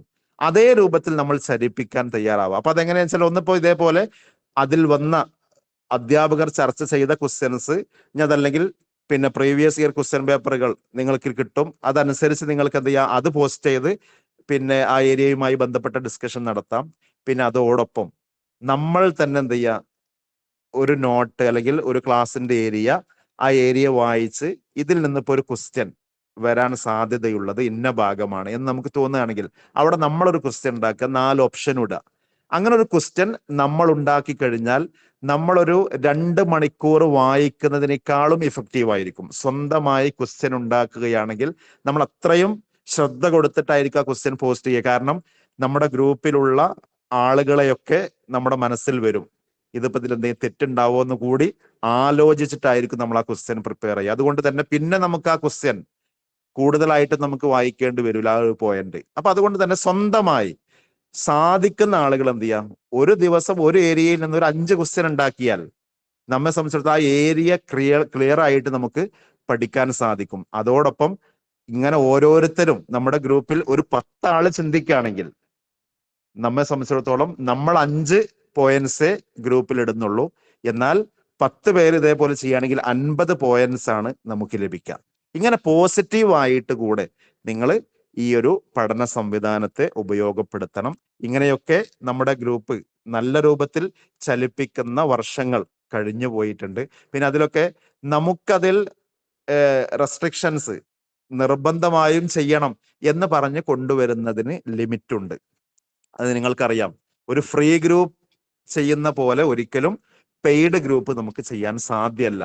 കാരണം ചിലപ്പോ ഒക്കെ നമുക്ക് തന്നെ അനുഭവം ഉള്ളതാണ്. ഫീ അടക്കുന്നതിന് മുമ്പ് തന്നെ പലരും ഇങ്ങോട്ട് ചോദിക്കും, സാറേ ക്വസ്റ്റ്യൻ ഉണ്ടാക്കേണ്ടി വരുമോ എന്നാണ് ചോദിക്കുന്നത്. അത് എന്തുകൊണ്ടെന്ന് വെച്ചാൽ അല്ലെങ്കിൽ ഇതിൽ നിന്ന് പുറത്താക്കോ എന്ന് പേടിച്ചാണ് അങ്ങനെ ചോദിക്കുന്നത്. അപ്പോ പെയ്ഡ് ഗ്രൂപ്പ് ആയതുകൊണ്ട് നമുക്ക് ഓരോരുത്തരും നിർബന്ധമായും ഇത്ര ക്വസ്റ്റ്യൻസ് ഉണ്ടാക്കുക എന്നൊന്നും പറയാൻ നമുക്കൊരിക്കലും സാധ്യമല്ല. കാരണം അത് പിന്നെ നമ്മെ സംബന്ധിച്ചിടത്തോളം അതിലൊരു പ്രയാസമുണ്ട്. അപ്പൊ അതുകൊണ്ട് നമ്മൾ ഓരോരുത്തരും സ്വയം സന്നദ്ധരായി, മറ്റുള്ളവർ ഇങ്ങനെ ക്വസ്റ്റ്യൻ പോസ്റ്റ് ചെയ്യുന്നത് അതിങ്ങനെ കണ്ട് പിന്നെ വെറുതെ വന്നു നോക്കി പോകുന്നതിലപ്പുറം അവര് ക്വസ്റ്റ്യൻ ഇടാൻ ഞാൻ കൂടി ഒരു കാരണക്കാരനാവണം. ഞാൻ എന്ത് ചെയ്യുക, എന്റെ വക ഒരു 5 ക്വസ്റ്റ്യൻ ഇടാ എന്ന് നമ്മൾ വിചാരിക്കുകയാണെങ്കിൽ അതേപോലെ സമാനമായി മറ്റുള്ളവരും ചെയ്യുകയാണെങ്കിൽ അതുകൊണ്ടുള്ള ഗുണം എല്ലാവർക്കുമായിരിക്കും എന്നുള്ള തിരിച്ചറിവ് ഉണ്ടാവുക. ഇനി ഒന്നുമില്ലെങ്കിലും നമ്മളിപ്പോ ക്വസ്റ്റ്യൻ പോസ്റ്റ് ചെയ്യുന്ന ആളുകളെ അവരൊന്ന് സപ്പോർട്ട് ചെയ്യാനെങ്കിലും നമ്മൾ തയ്യാറാവാം അല്ലെ? എത്ര വേണ്ടതുള്ളൂ. ഒരാളിപ്പോ ഒരു ക്വസ്റ്റ്യൻ കഷ്ടപ്പെട്ട് ഒന്നുകിൽ സ്വന്തമായി ഉണ്ടാക്കിയതാവും, അല്ലെങ്കിൽ വേറെ ഏതെങ്കിലും ഗ്രൂപ്പിൽ നിന്ന് കിട്ടിയതെങ്കിലും അയാൾ ഇവിടെ പോസ്റ്റ് ചെയ്യുന്ന സമയത്ത് ABCD 4 ഓപ്ഷൻ അവിടെ ഉണ്ടാവും. അതൊന്ന് ജസ്റ്റ് നമ്മളൊന്ന് അതിന് സപ്പോർട്ടായിട്ട് നമുക്ക് അറിയുന്ന ഒരു ആൻസർ അതാണെന്ന് തോന്നി നമ്മൾ അവിടുന്ന് ഒരു സപ്പോർട്ട് ചെയ്തിട്ട് ആൻസർ ഒന്ന് ചെയ്ത് കൊടുക്കാനെങ്കിലും നമ്മൾ സന്നദ്ധരായാൽ അയാൾ വീണ്ടും ക്വസ്റ്റ്യൻ പോസ്റ്റ് ചെയ്യാൻ അയാൾക്കൊരു മോട്ടിവേഷൻ ഉണ്ടാവും. അങ്ങനെയെങ്കിലും നമ്മൾ എന്ത് ചെയ്യുക, ഗ്രൂപ്പ് ഒന്ന് ആക്റ്റീവ് ആക്കാൻ ശ്രദ്ധിക്കുക. അപ്പൊ അവിടെ നമ്മളെ പിന്നോട്ട് വലിക്കുന്ന ഒരു കാര്യം എന്തായിരിക്കും വെച്ചാൽ, ഞാൻ അവിടെ ആൻസർ ചെയ്താൽ തെറ്റൂല എന്നായിരിക്കും. പക്ഷെ നമ്മൾ മനസ്സിലാക്കേണ്ടത്, അഥവാ നമ്മളൊരു ആൻസർ ഗ്രൂപ്പിൽ എന്ത് ചെയ്തു, ഇതേപോലെ ഒരാൾ ക്വസ്റ്റ്യൻ പോസ്റ്റ് ചെയ്തു, ആൻസർ അവിടെ തെറ്റിയെങ്കിൽ അതായിരിക്കും നമുക്ക്, ഞാൻ നേരത്തെ പറഞ്ഞ അതേപോലെ തന്നെ ഒരു നോട്ട് കുറച്ച് സമയം വായിക്കുന്നതിനേക്കാളും നമുക്ക് ഗുണം ചെയ്യുക. കാരണം ഇത്രയും ആളുകളുള്ള ഒരു ഗ്രൂപ്പിൽ നമ്മുടെ ഒരു പോസ്റ്റ് അവിടെ തെറ്റാണെങ്കിൽ അത് പിന്നെ ഒരിക്കലും നമ്മൾ മറക്കൂല. നമ്മൾ അങ്ങനെ പോസിറ്റീവായിട്ട് എടുക്കുക. അതിപ്പോ നമ്മുടെ ലൈവ് ഡിസ്കഷൻ ആണെങ്കിലും ശരി, അവിടെ നിങ്ങൾക്ക് ഇതേപോലെ ക്വസ്റ്റ്യൻസ് കാണിക്കുന്ന സമയത്ത് 4 ഓപ്ഷൻ കാണിച്ച് അധ്യാപകർ നിങ്ങളോട് ആൻസർ ചെയ്യാൻ പറയും. അപ്പൊ അവിടെയും നിങ്ങൾ എന്ത് ചെയ്യാന്ന് വെച്ചാൽ, അധ്യാപകർ കുറെ തവണ നിങ്ങൾ ആൻസർ ചെയ്യൂ എന്ന് പറയാൻ നിൽക്കാതെ ക്വസ്റ്റ്യൻ കാണുമ്പോഴേക്ക് ABCD അതിൽ ഏതാണോ നിങ്ങൾക്ക് തോന്നുന്ന ആൻസർ എങ്കിൽ നിങ്ങൾ വേഗം ആൻസർ ചെയ്യുക. അപ്പൊ അവിടെയും തെറ്റിയാൽ നിങ്ങൾ ഒരു പേടിയും പേടിക്കണ്ട, നിങ്ങൾക്ക് ഇവിടെ നെഗറ്റീവ് മാർക്ക് ഇല്ല. പിന്നെ അധ്യാപകർക്കും അതേപോലെ ഇവിടെ പഠിതാക്കളായ എല്ലാവർക്കും അറിയാം, നമ്മൾക്കിത് മുഴുവനായി അറിയുമെങ്കിൽ നമ്മൾ ഒരിക്കലും ഇവിടെ കോഴ്സിന് ജോയിൻ ചെയ്യൂല. അപ്പൊ അതുകൊണ്ട് എല്ലാവർക്കും അറിയാം നമുക്ക് ഈ വിഷയത്തിൽ നമ്മൾ കുറച്ചുകൂടെ പഠിക്കണം എന്നുള്ളത് കൊണ്ട് ജോയിൻ ചെയ്തതാണ് എന്ന് അറിയാവുന്നത് കൊണ്ട് നമ്മൾ ഒരു മടിയും കൂടാതെ നമുക്ക് ഇത്തവണ നെറ്റ് അല്ലെങ്കിൽ നമ്മുടെ JRF ക്വാളിഫൈ ചെയ്യുക എന്നുള്ളതാണ് മെയിൻ എയിം. അതിന് ഈ ഒരു 5-6 മാസം നന്നായി ഞാൻ അധ്വാനിക്കുക തന്നെ ചെയ്യുമെന്ന് ഓരോരുത്തരും തീരുമാനിക്കുക. അവിടെ ഒന്നുകൂടി ഞാൻ അടിവരയിട്ട് പറയാണ്, നമുക്കിപ്പോ മുമ്പിലുള്ള 4-5 മാസം ഇത് നമ്മൾ കൃത്യമായി ഇപ്പൊ ഉപയോഗപ്പെടുത്തിയിട്ടില്ലെങ്കിൽ നിങ്ങൾ ആലോചിച്ച് നോക്കൂ, അടുത്ത സമയത്തും ഇതേപോലെ ഇനി ഒരു ഡിസംബർ നെറ്റ് എക്സാം വരുന്ന സമയത്തും ഇതേപോലെ 4-5 മാസം നമ്മൾ എന്ത് ചെയ്യണം, പ്രിപ്പയർ ചെയ്യൂല, എന്നാൽ മനസ്സിൽ ഇതിങ്ങനെ ഉണ്ടാവും ചെയ്യും. നിങ്ങളൊന്ന് ആത്മാർത്ഥമായി ചിന്തിച്ചു നോക്കൂ. ഇപ്പൊ കഴിഞ്ഞ കാല അളവിലൊക്കെ ഇതേപോലെ പ്രിപ്പയർ ചെയ്ത ആളുകൾ നമ്മുടെ കൂട്ടത്തിലുണ്ട്. അവരൊരിക്കലും നിരാശപ്പെടുത്താൻ വേണ്ടി ഞാൻ പറയല്ല, അവർ പ്രിപ്പയർ ചെയ്തിട്ടില്ല എന്നുമല്ല പറയുന്നത്. നന്നായി പ്രിപ്പയർ ചെയ്ത ആളുകൾ ഞാനിപ്പോ ഇവിടെ കാണുന്നുണ്ട്. അത് ഒരു പക്ഷേ നമ്മുടെ റബ്ബ് നമുക്ക് ഈ ഒരു സമയത്ത് ലഭിക്കാൻ തൗഫീഖ് ഒരു പക്ഷേ നൽകിയിട്ടുണ്ടാവില്ല. അതുകൊണ്ടായിരിക്കാം നമുക്ക് ഹൈർ ഒരു പക്ഷെ ഇനി അടുത്തൊരു സമയത്ത് ലഭിക്കുന്നതായിരിക്കും. അതുകൊണ്ടായിരിക്കും ഒരു പക്ഷേ നമുക്ക് ഈ രൂപത്തിൽ ഇങ്ങനെ നീണ്ടുപോകുന്നത്. എന്തായിരുന്നാലും നമ്മുടെ ഭാഗത്ത് നിന്ന് പ്രിപ്പറേഷൻ ഇല്ലാത്തതിന്റെ പേരിൽ എന്ത് ചെയ്യരുത്, നമുക്ക് നെറ്റ് കിട്ടാതിരിക്കരുത്. അപ്പൊ അതുകൊണ്ട് തന്നെ ഈ ഒരു 4-5 മാസം എന്തായിരുന്നാലും നമ്മൾ എന്ത് ചെയ്തു, ഇറങ്ങി തിരിച്ചു അല്ലെ. നനഞ്ഞെങ്കിൽ നമ്മൾ ഇനി കുളിച്ചിട്ടേ നമ്മൾ കയറാവൂ.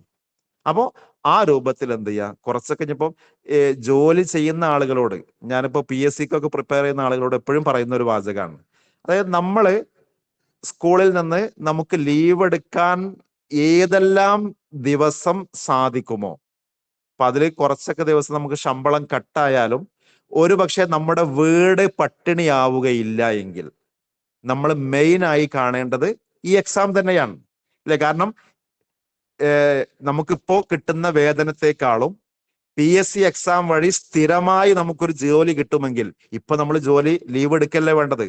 അതേപോലെ തന്നെ നമുക്കിപ്പോ നെറ്റ് കിട്ടിയെങ്കിലാണ് അടുത്തൊരു കോളേജിയറ്റ് എക്സാം നമുക്ക് എഴുതാൻ സാധിക്കുകയെങ്കിൽ, അല്ലെങ്കിൽ നമ്മുടെ അധീനതയിൽ അല്ലെങ്കിൽ നമ്മളുമായി ബന്ധപ്പെട്ട ഏതെങ്കിലും ഒരു സ്ഥാപനത്തിൽ നമുക്ക് ജോലി ചെയ്യാൻ സാധിക്കുക നെറ്റ് കിട്ടിയാലേ സാധിക്കൂ എങ്കിൽ ഇപ്പൊ നമ്മൾ അല്പം ലീവ് എടുത്തെങ്കിലും നമ്മൾ അതിന് പഠിക്കാൻ തയ്യാറാവണ്ടേ. അതല്ല എങ്കിൽ അടുത്തൊരു 6 മാസം വരുമ്പോൾ വീണ്ടും നമുക്ക് തന്നെ ആയിരിക്കും പണി. എന്നിട്ടോ നമുക്കാണെങ്കിലോ മടിയാണ് താനും. എന്ത്, വീട്ടിൽ നിന്ന് ചിലപ്പോൾ ചോദിക്കും, അല്ല ഇപ്പോഴും നെറ്റ് കിട്ടിയില്ലേ എന്നുള്ള ചോദ്യം, അത് എപ്പോഴും നമ്മുടെ മുമ്പിലവിടെ ഉണ്ടാവും. അപ്പോ ഇത്തവണ നമ്മൾ ഓരോരുത്തരും ആ ഒരു മെയിൻ എയിം നമ്മുടെ മനസ്സിലുണ്ടായി ലക്ഷ്യവുമായി ഈ ലക്ഷ്യത്തിലുണ്ടാവണം എന്നാണ് ഓർമ്മപ്പെടുത്താനുള്ളത്. 2ാമത്തെ യൂണിറ്റ് അന്നസ്റുൽ അറബി ഹത്തൽ അസ്റുൽ അബ്ബാസി, ഗദ്യ സാഹിത്യം. അത് ജാഹിലി കാലഘട്ടം മുതൽ അബ്ബാസി കാലഘട്ടം വരെ. അതുപോലെ തന്നെ 3ാമത്തെ യൂണിറ്റ് അദബുൽ മഹ്ജർ, അതേപോലെ തന്നെ അദബുൽ ഉന്ദുലുസി. അതില് മൈഗ്രന്റ് ലിറ്ററേച്ചർ നമുക്കറിയാവുന്നതാണ്. എന്ന് വെച്ചാൽ ലബനാൻ, അതേപോലെ തന്നെ സിറിയ പോലെയുള്ള രാജ്യങ്ങളിൽ നിന്ന് അവിടുത്തെ പ്രാദേശികമായ കാരണങ്ങളാല്, അതേപോലെ തന്നെ വൈദേശിക ശക്തികളുടെ അധിനിവേശം കാരണത്താല് പിന്നെ പട്ടിണി കാരണത്താൽ, ഇങ്ങനെ വിവിധ കാരണങ്ങളാൽ അവിടുന്ന് എന്ത് ചെയ്തു വെച്ചാൽ അവർ വടക്കേ അമേരിക്കയിലേക്ക് തെക്കേ അമേരിക്കയിലേക്കൊക്കെ പലായനം ചെയ്യുകയും അവിടെ നിന്ന് ആ സാഹിത്യകാരന്മാർ ചില സംഘടനയ്ക്ക് രൂപം നൽകുകയും അവരിൽ അവിടെ നിന്നുണ്ടായിട്ടുള്ള സാഹിത്യവുമായി ബന്ധപ്പെട്ട ഏരിയകൾ, അപ്പൊ അതിലെ സാഹിത്യ സംഘടനകളെ കുറിച്ച് അതുപോലെ തന്നെ സാഹിത്യകാരന്മാരെ കുറിച്ചൊക്കെ സാധാരണ നമ്മൾ എപ്പോഴും പഠിക്കുന്നതാണ്. അതിൽ സ്പെസിഫിക് ആയിട്ട് കുറച്ച് ആളുകളെ നമുക്ക് അവിടെ പഠിക്കാനുണ്ട് അദബുൽ മഹ്ജറിൽ. അതുപോലെ തന്നെ സ്പെയിൻ ലിറ്ററേച്ചർ, അബ്ബാസി കാലഘട്ടത്തിൽ തന്നെ അതിന് സമാന്തരമായി സ്പെയിനിൽ അറബിക് ലിറ്ററേച്ചറിൽ ഉണ്ടായിട്ടുള്ള ചില പിന്നെ വളർച്ച, അതുമായി ബന്ധപ്പെട്ട കുറച്ച് ഭാഗങ്ങൾ നമുക്കവിടെ പഠിക്കാനുണ്ട്. അതാണ് മൂന്നാമത്തെ യൂണിറ്റിലുള്ളത്. നാലാമത്തെ യൂണിറ്റ് അന്നഖദുൽ അദബി എന്ന് പറയുന്ന ഏരിയയാണ്. ലിറ്റററി ക്രിറ്റിസിസം, അറബിക് ക്രിറ്റിസിസവുമായി ബന്ധപ്പെട്ട ഒരു യൂണിറ്റാണ്, പ്രധാനപ്പെട്ട ഒരു യൂണിറ്റാണ്. പിന്നെ അഞ്ചാമത്തെ യൂണിറ്റ് റിട്ടോറിക് ആൻഡ് പ്രോസഡി, ഇൽമുൽ ബലാഗ വൽ അറൂദ്.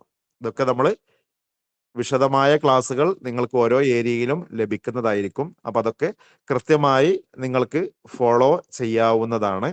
എത്ര ടച്ച് വിട്ട ആളുകളാണെങ്കിലും ഒരു പ്രയാസം നിങ്ങൾക്ക് ഉണ്ടാവേണ്ടതില്ല. അതേപോലെ തന്നെ ഇനി അറബി അത്ര തന്നെ എനിക്ക് വശല്ല എന്നൊക്കെ വിചാരിക്കുന്ന ആളുകൾ ഉണ്ടാവും. അവർക്കൊക്കെ ഫോളോ ചെയ്യാവുന്ന രൂപത്തിൽ തന്നെയാണ് നിങ്ങൾക്ക് ഓരോ യൂണിറ്റിലെയും ക്ലാസ്സുകൾ ലഭിക്കുക. ഇനി അതല്ല, നിങ്ങൾക്ക് ക്ലാസ്സുകളൊക്കെ കേട്ടിട്ട് നിങ്ങൾക്ക് തോന്നുകയാണ് ഇന്ന ഭാഗത്ത് ഒന്നുകൂടെ നമുക്ക് എക്സ്ട്രാ ക്ലാസ് കിട്ടണം എന്ന് നിങ്ങൾക്ക് തോന്നുന്നുവെങ്കിൽ അതും നിങ്ങൾക്ക് ധൈര്യമായിട്ട് അറിയിക്കാവുന്നതാണ്. ക്ലാസ്സുകൾക്ക് പുറമെ നമ്മൾ ക്വസ്റ്റ്യൻസ് കൂടെ ഡിസ്കസ് ചെയ്യുന്നതായിരിക്കും. ഓരോ ഏരിയയിലെയും ക്വസ്റ്റ്യൻ ഡിസ്കഷൻ കൂടെ നിങ്ങൾക്ക് ലഭിക്കുന്നതായിരിക്കും.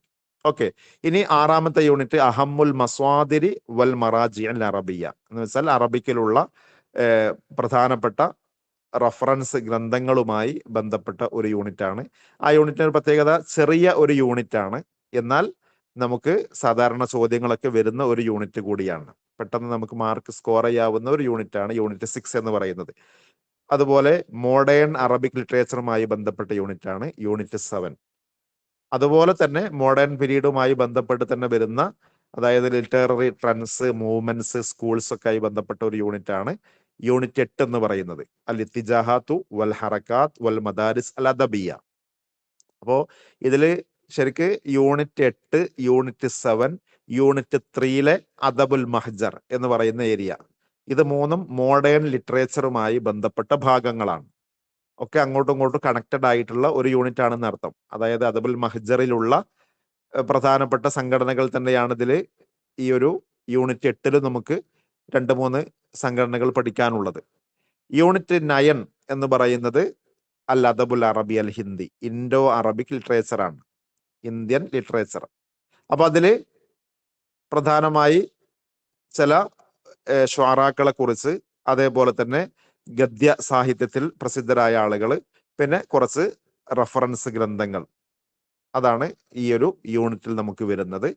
10ാമത്തെ യൂണിറ്റ് ട്രാൻസ്ലേഷൻ, അത് ഇംഗ്ലീഷിലേക്കും അതേപോലെ തന്നെ ഇംഗ്ലീഷിൽ നിന്ന് അറബിയിലേക്കും. അതിപ്പോ സാധാരണഗതിയിൽ മോഡേൺ മജല്ലകളില്, പത്രങ്ങളില് ഒക്കെ വരുന്ന ശൈലികളൊക്കെയാണ് അതിലൊന്നുകൂടെ ഫോക്കസ് ചെയ്യേണ്ടത്. അപ്പൊ അതില് ഇന്ന ഏരിയ അല്ലെങ്കിൽ ഇന്ന ടേംസ്, അതേപോലെ പദങ്ങള്, ഇതൊക്കെയാണ് വരിക എന്ന് പറയുന്നതിലപ്പുറം മോഡേൺ പ്രയോഗങ്ങളും അതിൽ നമ്മൾ ഏതെല്ലാം ഏരിയ ഫോക്കസ് ചെയ്യണം എന്ന രൂപത്തിലുള്ള ക്ലാസ്സുകൾ നിങ്ങൾക്ക് ലഭിക്കുന്നതായിരിക്കും. പിന്നെ അതിലെങ്ങനെയാണ് നിങ്ങൾ പ്രിപ്പറേഷൻ നടത്തേണ്ടത് എന്നതൊക്കെയായി ബന്ധപ്പെട്ട നിർദ്ദേശങ്ങളും ആ ഏരിയയിൽ നിന്ന് ലഭിക്കും. പിന്നെ തത്ബീഖാത്തുൽ ലുഗവിയ്യ, അപ്പൊ അതിൽ ഏത് രൂപത്തിലും ചോദ്യം വരാം. അതിലിപ്പോ ഒന്നിപ്പോ ഇൽമുൻ നഹ്വുമായി ബന്ധപ്പെട്ട ചോദ്യം നമുക്ക് പ്രതീക്ഷിക്കാവുന്നതാണ്. പിന്നെ മൊത്തത്തിൽ ലുഗയുമായി ബന്ധപ്പെട്ട് ചോദ്യം വരാവുന്നതാണ്. അപ്പൊ അതില് ഡിക്ഷണറിയുടെ രൂപം നമുക്കറിയാം അല്ലെ, ഡിക്ഷണറിയുടെ രൂപം. അതിലിപ്പോ നമ്മളൊരു പദം എങ്ങനെയാണ് കണ്ടെത്തുക എന്നുള്ളത് അസ്ല് നോക്കിയിട്ട്, അപ്പൊ അതിൽ ഹുറൂഫുൽ അബ്ജദിയ ഓർഡറിൽ ആക്കാൻ ചിലപ്പോൾ ക്വസ്റ്റ്യൻസ് വരാറുണ്ട്. ഇപ്പൊ ലാസ്റ്റ് കഴിഞ്ഞ എക്സാമിലൊക്കെ വന്നതുപോലെ. അപ്പോ ആ ഒരു ഏരിയയിലുമായി ബന്ധപ്പെട്ട ചോദ്യങ്ങൾ ഉണ്ടാകുന്നതാണ്. പിന്നെ മഅലൂമാത്തുൽ ആമ്മ എന്ന് വെച്ചാൽ അവിടെ ഉദ്ദേശം അറബ് ലോകവുമായി ബന്ധപ്പെട്ട ഒരു വിവരം, GK ആണ് അവിടെ ഉദ്ദേശം. അതിലിപ്പോ പ്രധാനമായിട്ട് അറബ് രാജ്യങ്ങളുമായി ബന്ധപ്പെട്ട് നമ്മൾ ശ്രദ്ധിക്കേണ്ട കാര്യങ്ങളൊക്കെ നമുക്ക് അറിയുന്നത് തന്നെയാണ്. ഇപ്പൊ ഗൾഫ് രാജ്യങ്ങൾ, അതില് അവയുടെ ക്യാപിറ്റൽസ്, പിന്നെ അംലാസ് കറൻസികൾ, അതേപോലെ തന്നെ അവിടുത്തെ നിയമ വ്യവസ്ഥകൾ, അതേപോലത്തെ ഭരണ വ്യവസ്ഥകളുമായി ബന്ധപ്പെട്ട് ബേസിക് ആയിട്ടുള്ള ചില വിവരങ്ങൾ, അതൊക്കെയാണ് ആ ഒരു ഭാഗവുമായി ബന്ധപ്പെട്ട് നമുക്ക് പഠിക്കാനുള്ളത്. അതിലൊക്കെ നിങ്ങൾക്ക് ക്ലാസ്സുകൾ ലഭിക്കുന്നതായിരിക്കും. അപ്പൊ ഇതാണ് മൊത്തത്തിൽ നമ്മുടെ ഈ ഒരു അറബിക്കിന്റെ 10 യൂണിറ്റ്സ് എന്ന് പറയുന്നത്. അപ്പൊ ഇതിലിപ്പോ മൊത്തത്തിൽ നമ്മൾ എടുത്തു നോക്കിയാൽ നമുക്കിപ്പോ 3 ഏരിയയിലാണ് ഈ യൂണിറ്റ് വന്നിട്ടുള്ളത്. 3 ഏരിയകൾ. ഒന്ന് അദബുൽ ഖദീം എന്ന് പറയാം, എന്ന് വെച്ചാൽ ക്ലാസിക്കൽ ലിറ്ററേച്ചർ. ക്ലാസിക്കൽ പീരീഡ് എന്ന് പറയുമ്പോൾ ജാഹിലി കാലഘട്ടം മുതൽ, പ്രീ ഇസ്ലാമിക് പീരീഡ് മുതൽ അബ്ബാസി കാലഘട്ടം കഴിയുന്നത് വരെയുള്ള ആ ഒരു ഘട്ടം. അതിലിപ്പോ അതേ പീരീഡ് തന്നെയാണ് ഈ ഒരു സ്പെയിൻ ലിറ്ററേച്ചർ വരുന്നത് എന്നുള്ളത് കൊണ്ട് അതും ഈ ഒരു അദബുൽ ഖദീം എന്ന ഏരിയയിലാണ് നമുക്ക് ഉൾപ്പെടുത്താൻ സാധിക്കുക. പിന്നെ അദബുൽ ഹദീസ് മോഡേൺ പീരീഡിലുള്ള മോഡേൺ ലിറ്ററേച്ചർ. പിന്നെ ഇത് രണ്ടുമല്ലാത്ത 3 യൂണിറ്റുകളാണ് ഈ ഒരു 10 യൂണിറ്റുകളിൽ വരുന്നത്. അപ്പൊ അതിൽ ഒന്നാമത്തെ ഏരിയ അദബുൽ ഖദീം എന്ന് പറയുമ്പോൾ അതിൽ unit 1, unit 2, unit 3 Spain literature. അതേപോലെ യൂണിറ്റ് 4 ജാഹിലി, ഉമവി, അതേപോലെ തന്നെ അബ്ബാസി, ഇസ്ലാമി, ഉമവി, പിന്നെ അബ്ബാസി, ഇത്രയും കാലഘട്ടം വരെയുള്ള നഖദുമായി ബന്ധപ്പെട്ട ഏരിയ. പിന്നെ അതില് മോഡേൺ പീരീഡിലുള്ള നഖദും വരുന്നുണ്ട്. അപ്പൊ അത് സ്വാഭാവികമായിട്ടും അടുത്ത ഭാഗത്താണ് വരിക. പിന്നെ യൂണിറ്റ് 6 നമുക്ക് ഏകദേശം 14ഓളം ഗ്രന്ഥങ്ങളാണ് അവിടെ സിലബസിൽ പറഞ്ഞിട്ടുള്ളത്. അപ്പൊ അതിൽ 3 ഗ്രന്ഥമല്ലാത്ത 11 ഗ്രന്ഥങ്ങൾ. ആ 3 ഗ്രന്ഥം എന്ന് പറയുന്നത് അഹമ്മദ് അമീൻ രചിച്ചിട്ടുള്ള ഗ്രന്ഥമാണ്. അദ്ദേഹം മോഡേൺ പീരീഡിലാണ് വരുന്നത്. അപ്പോൾ ഏകദേശം യൂണിറ്റ് 6 ഏരിയകളൊക്കെ ഈ ഒരു അദബുൽ ഖദീം എന്ന ഭാഗത്ത് തന്നെ വരുന്നതാണ്. മസ്വാദിർ വൽ മറാജിയൽ അറബിയ എന്ന് പറയുന്ന യൂണിറ്റ്. അപ്പൊ ഇത്രയും ഭാഗങ്ങൾ അദബുൽ ഖദീം എന്ന ഏരിയയിലാണ് വരുന്നത്. പിന്നെ അടുത്തത് അദബുൽ ഹദീസ്, മോഡേൺ ലിറ്ററേച്ചറിൽ യൂണിറ്റ് 7 പൂർണ്ണമായി. പിന്നെ യൂണിറ്റ് 8ഉം അതേപോലെ തന്നെ പൂർണ്ണമായിട്ടും ഈ ഒരു മോഡേൺ പീരീഡുമായി ബന്ധപ്പെട്ട യൂണിറ്റ് ആണ്. യൂണിറ്റ് 4 അൻ നഖദു ഫിൽ അസ്റിൽ ഹദീസ് എന്ന് പറയുന്ന ഭാഗം. അതേപോലെ തന്നെ യൂണിറ്റ് 3 അദബുൽ മഹജർ. ഓക്കെ, ഇത്രയും ഏരിയ ഈ അദബുൽ ഹദീസ് എന്ന ഏരിയയിൽ വരുന്നതാണ്. പിന്നെ ബാക്കി 3 യൂണിറ്റ്സ് എന്ന് പറയുമ്പോൾ ഏതൊക്കെയാണ്? ഒന്ന് അദബുൽ ഹിന്ദി. ഓക്കെ, അതേപോലെ തന്നെ യൂണിറ്റ് 10 തർജുമ, അതേപോലെ തന്നെ ആലമുൽ അറബി, തത്ബീഖാത്തുൽ ലുഗ്വിയ്യ എന്നൊക്കെ പറയുന്ന ഭാഗങ്ങൾ. അതുപോലെ യൂണിറ്റ് 5 ഇൽമുൽ ബലാഗ വൽ അറൂദ്. ഇത്രയും ഏരിയകളാണ് നമുക്ക് ഈ ഒരു അറബിക്കിൽ പഠിക്കാനുള്ളത്. ഓക്കെ, പിന്നെ ഇതിൽ എക്സ്ട്രാ ആയി വരുന്നതാണ് ഇപ്പൊ സാധാരണ ഈ കോംപ്രിഹെൻഷൻ. അതിലിപ്പോ ടോട്ടലി 10 ക്വസ്റ്റ്യൻസ് ആണ് ഇപ്പോൾ വരാറുള്ളത്. 2 പാരഗ്രാഫ് തന്ന് അതിൽ നിന്ന് ആ പാരഗ്രാഫിനെ ബേസ് ചെയ്തിട്ടുള്ള ക്വസ്റ്റ്യൻസ് വരാറുണ്ട്. അതിപ്പോ ഒന്നുകിൽ കവിതയായിരിക്കും, അതല്ലെങ്കിൽ ഗദ്യ ഇനത്തിൽപ്പെട്ട ഏതെങ്കിലും ഒരു ഭാഗം. ഓക്കെ, അതിൽ നിന്ന് ക്വസ്റ്റ്യൻസ് ചോദിക്കാറുണ്ട്. അപ്പൊ അത് നമ്മുടെ റീഡിങ് കപ്പാസിറ്റി അല്ലെങ്കിൽ ഭാഷയുടെ കഴിവ് പരിശോധിക്കുന്ന ഒരു ഭാഗം കൂടിയാണ്. ഇൻഷാ അല്ലാഹ് നിങ്ങൾ ഈ ഒരു ക്ലാസ്സുകളും മറ്റൊക്കെ ഫോളോ ചെയ്ത് അതിനോട് കൂടെ ഒരു വായന കൂടി കൃത്യമായി നടക്കുകയാണെങ്കിൽ അതൊക്കെ നിങ്ങൾക്ക് കൃത്യമായിട്ട് ആൻസർ ചെയ്യാൻ സാധിക്കുക തന്നെ ചെയ്യും.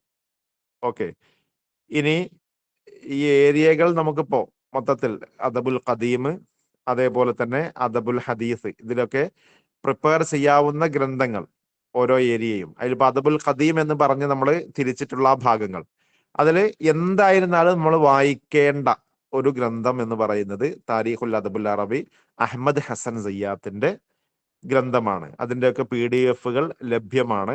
ഞാൻ പിന്നെ ഇപ്പോ ഈ ജോയിൻ ചെയ്ത ആളുകൾക്കൊക്കെ ഗൂഗിൾ ക്ലാസ് റൂമിന്റെ ലിങ്ക് കൂടി അയച്ചിട്ടുണ്ടായിരുന്നു.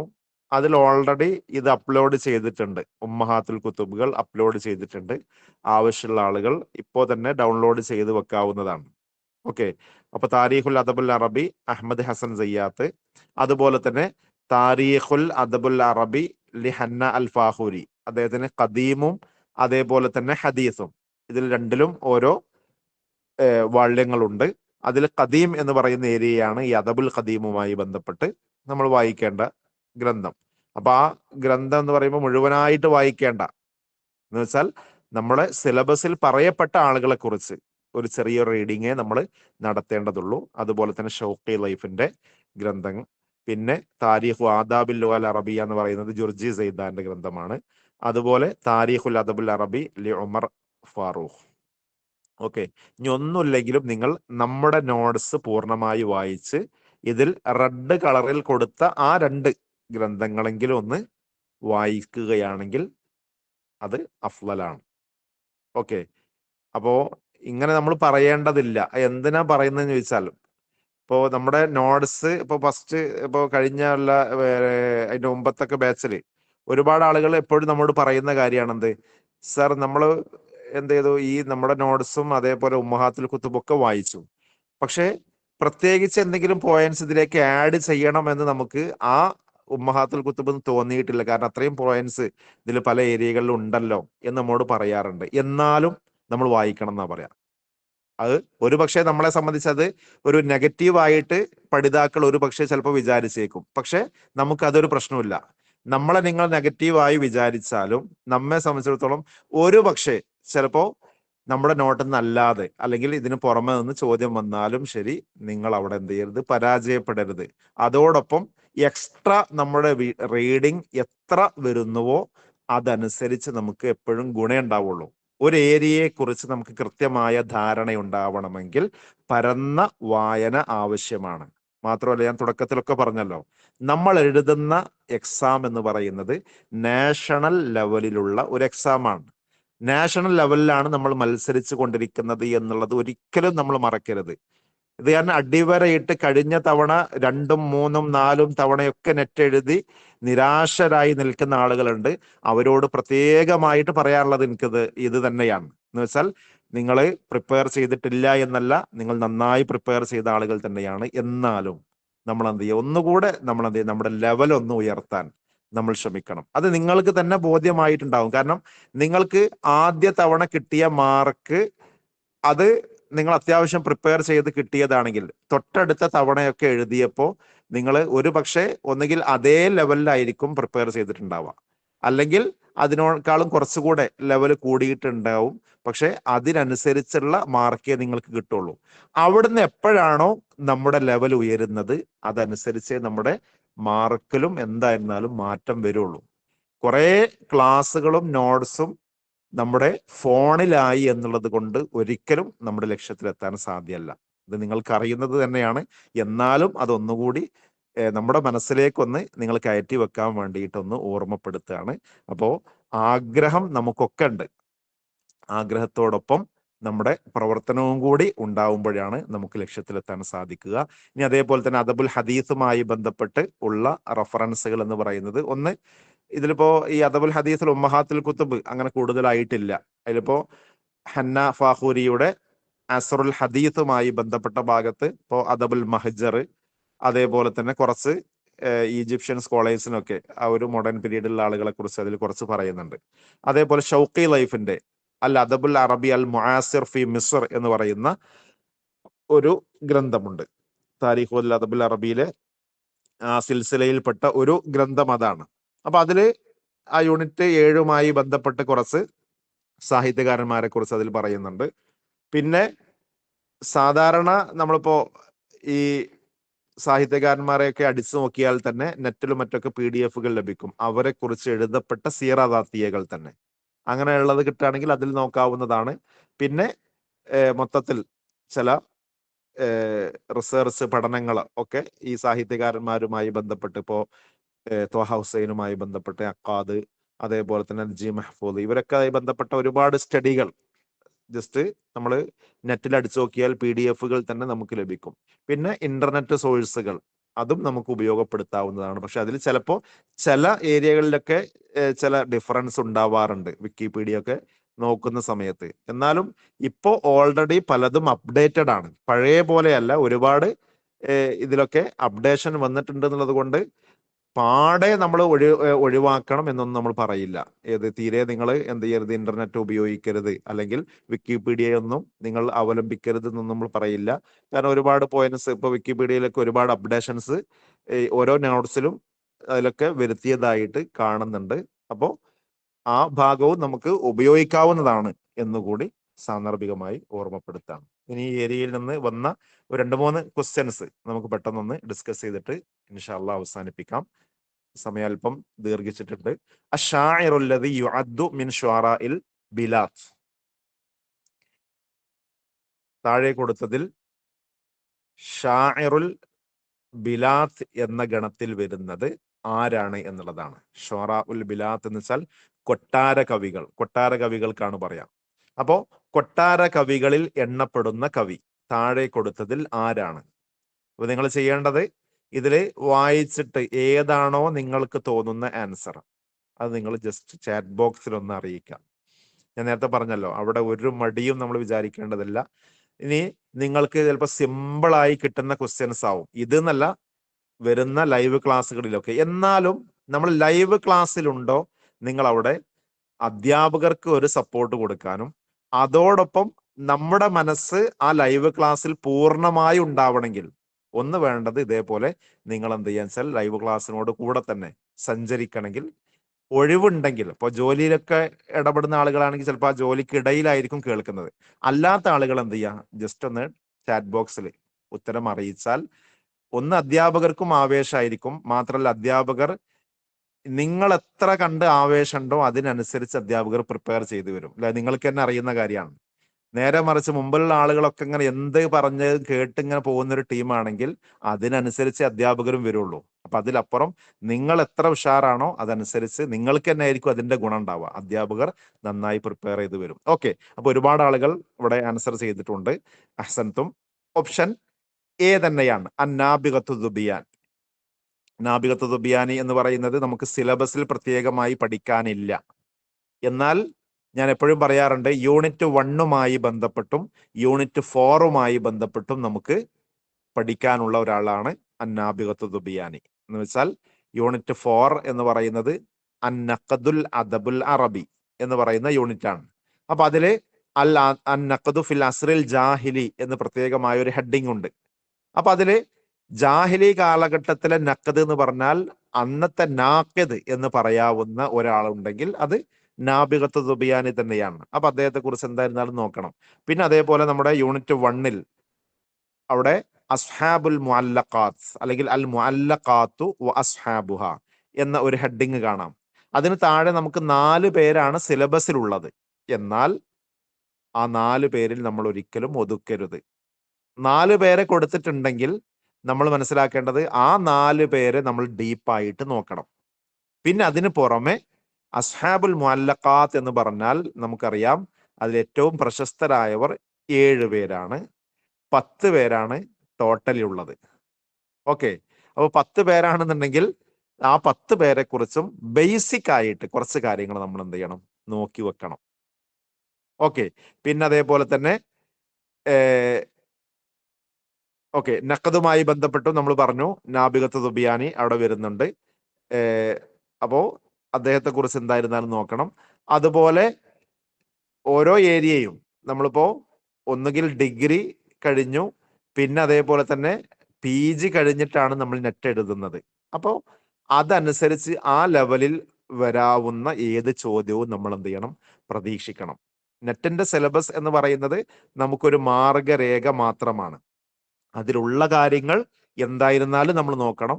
പിന്നെ അതിനോട് കൂടെ നമ്മൾ മാസ്റ്റർ ഡിഗ്രി എടുത്ത ആളുകളാണ് എന്തില്, അറബിക് ലിറ്ററേച്ചറിൽ. അതാണ് ഇപ്പൊ ഇതിൽ വെപ്പ് സ്വാഭാവികമായിട്ടും. അപ്പൊ അതുകൊണ്ട് തന്നെ നമ്മൾ അതനുസരിച്ചാണ് ക്വസ്റ്റ്യൻസ് പ്രതീക്ഷിക്കേണ്ടത്.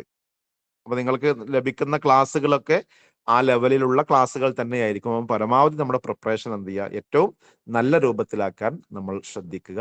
നെക്സ്റ്റ് വൺ, ഇതിപ്പോ 2023 ഡിസംബർ നെറ്റ് എക്സാമിന് ചോദിച്ചിട്ടുള്ള ഒരു ചോദ്യമാണ്. സിമ്പിൾ ആയൊരു ചോദ്യമാണ്. ഇവിടെ ഒരു ടേബിൾ നൽകിയിട്ടുണ്ട്. അതില് കോളം 1, അമൂദ് എന്ന് വെച്ചാൽ കോളത്തിനാണ് പറയാ. അപ്പോ അൽ അമൂദ് 1, അതെ, അമൂദ് ബാ അലിഫ്, അതേപോലെ തന്നെ അമൂദ് ബാ. ഇവ തമ്മിൽ യോജിപ്പിക്കാനാണ് പറഞ്ഞിട്ടുള്ളത്. സ്വിൽ മാ ഫിൽ അമൂദി അലിഫ് മഅ മാ യുനാസിബുഹു ഫിൽ അമൂദി ബാ. സിമ്പിൾ ആണ്. എന്നിട്ട് ഇവിടെ ഇപ്പുറത്ത് ABCD നൽകിയിട്ടുണ്ട്. അതിലേതാണ് കറക്റ്റ് ആൻസർ ആയി വരുന്നത് എങ്കിൽ തിരഞ്ഞെടുക്കാനാണ്. ഏത് പോലീസുകാരനും ആൻസർ ചെയ്യാവുന്ന ഒരു ചോദ്യമാണ്. കാരണം ഇതിൽ 1 2 എണ്ണോ കിട്ടിയാൽ തന്നെ മിക്കവാറും നമുക്ക് ആൻസറിലേക്ക് പോകാൻ പറ്റും. ഓക്കെ, അപ്പോ ഹസ്സാൻ ഇബ്നു സാബിത്ത് എന്ന് പറയുന്നത് നമുക്കറിയാം അഷാഇറുൽ മുഖ്ലറം അല്ലെ. അപ്പോ അലിഫ് 2 വരുന്നത് എത്ര ഉണ്ട് നോക്കുക. ഇത്തരത്തിലുള്ള ചോദ്യങ്ങൾ ആൻസർ ചെയ്യുമ്പോൾ നമ്മൾ ശ്രദ്ധിക്കേണ്ടത് അതാണ്. അപ്പോ 2 വരുന്നത് 2 എണ്ണം ഉണ്ട്. എയും ബിയും ഉണ്ട്. എന്നാൽ സിയും ഡിയും അവിടെ 2 അല്ല എന്നുള്ളത് കൊണ്ട് തന്നെ നമുക്കത് അവിടെ തന്നെ എലിമിനേറ്റ് ചെയ്യാം. പിന്നെ അത് നമ്മൾ നോക്കേണ്ടതില്ല. ഓക്കെ, അപ്പോ അലിഫ് 2 വരുന്ന കഴിഞ്ഞപ്പോ അവിടെ 2 എണ്ണേ ഉള്ളൂ. ആ 2 എണ്ണത്തിൽ ഏതാണ് ഇനി ആൻസർ എന്ന് നമ്മൾ നോക്കേണ്ടതുള്ളൂ. പിന്നെ നമുക്ക് അവിടെ ഇനിയിപ്പോ അടുത്തത് ഫറസ്ദഖ്, അത് മിക്കവാറും എല്ലാവർക്കും അറിയും. ഇനി അഥവാ അറിയാത്ത ഒരാളുണ്ടെങ്കിൽ മുത്തനബി നമുക്കറിയാം, അദ്ദേഹം അബ്ബാസി കാലഘട്ടക്കാരനാണ്. അപ്പോ ജീമ് 1 വരുന്നത് ആകെ അവിടെ ഓപ്ഷൻ എ മാത്രമേ ഉള്ളൂ. അവിടെ തന്നെ നമുക്ക് എന്ത് ചെയ്യാം, നേരെ ആൻസറിലേക്ക് പോവാം. പിന്നെ ബാക്കിയുള്ളത് കൂടെ ഒന്ന് ജസ്റ്റ് നമ്മൾ നോക്കിയാൽ മാത്രം മതി. ഓക്കെ, ഫറസ്ദഖ് അഷാഇറുൽ ഉമവി എന്ന് വെച്ചാൽ ബാ 4 എന്ന് പറയുന്നതും ഓപ്ഷൻ എ ആണ് വരുന്നത്. അതേപോലെ തന്നെ ദാല് 3 എന്ന് വെച്ചാൽ ഇബ്നു ഖഫാജ അഷാഇറുൽ ഉന്ദുലുസി, അതാണ് കറക്റ്റ് ഓപ്ഷൻ. എന്ന് വെച്ചാൽ ഓപ്ഷൻ എ ആണ് കറക്റ്റ് ഓപ്ഷൻ. എല്ലാവരും ആൻസർ കറക്റ്റ് ആക്കിയിട്ടുണ്ട്. അപ്പൊ ഇതേപോലെ സിമ്പിളായ ചോദ്യങ്ങളൊക്കെ തന്നെയാണ് ഉണ്ടാവുക. എന്നാൽ അതിനിടയിൽ അല്ലെ, എല്ലാവർക്കും സിമ്പിൾ ആയാൽ പിന്നെ എല്ലാവർക്കും നെറ്റ് കൊടുക്കേണ്ടി വരുമല്ലോ. അപ്പൊ അതുകൊണ്ട് തന്നെ കുറച്ച് എന്ത് ചെയ്യേണ്ടി വരും, കുറച്ച് ലെവൽ കൂടിയിട്ടുള്ള ക്വസ്റ്റ്യൻസും സ്വാഭാവികമായിട്ടും ഉണ്ടാവും. അപ്പൊ അതിനനുസരിച്ച് നമ്മുടെ പഠനത്തെ ക്രമീകരിക്കുക എന്നുള്ളതേ വേണ്ടൂ. എന്നതല്ലാതെ ഇത് ആർക്കും കിട്ടാത്തൊന്നുമല്ല. നമ്മൾ അല്പം സമയം ചെലവഴിച്ച് ഈ ഒരു സിലബസ് ഓറിയന്റഡ് ആയി പഠിക്കുകയാണെങ്കിൽ തീർച്ചയായും നമുക്കൊക്കെ ലക്ഷ്യത്തിലെത്താൻ സാധിക്കുക തന്നെ ചെയ്യും. ഇനിയിപ്പോ കഴിഞ്ഞ വർഷം ഓഗസ്റ്റ് മാസം നടന്ന നെറ്റിന് തന്നെ ചോദിച്ച മറ്റൊരു ചോദ്യം, റത്തിബ് അശ്ശഅറ മിനൽ അഹദിൽ അബ്ബാസി അൽ മദ്കൂരീന അദ്നാഹു ബിഅതിബാരി സന വഫാത്തിഹിം തനാസുലിയൻ.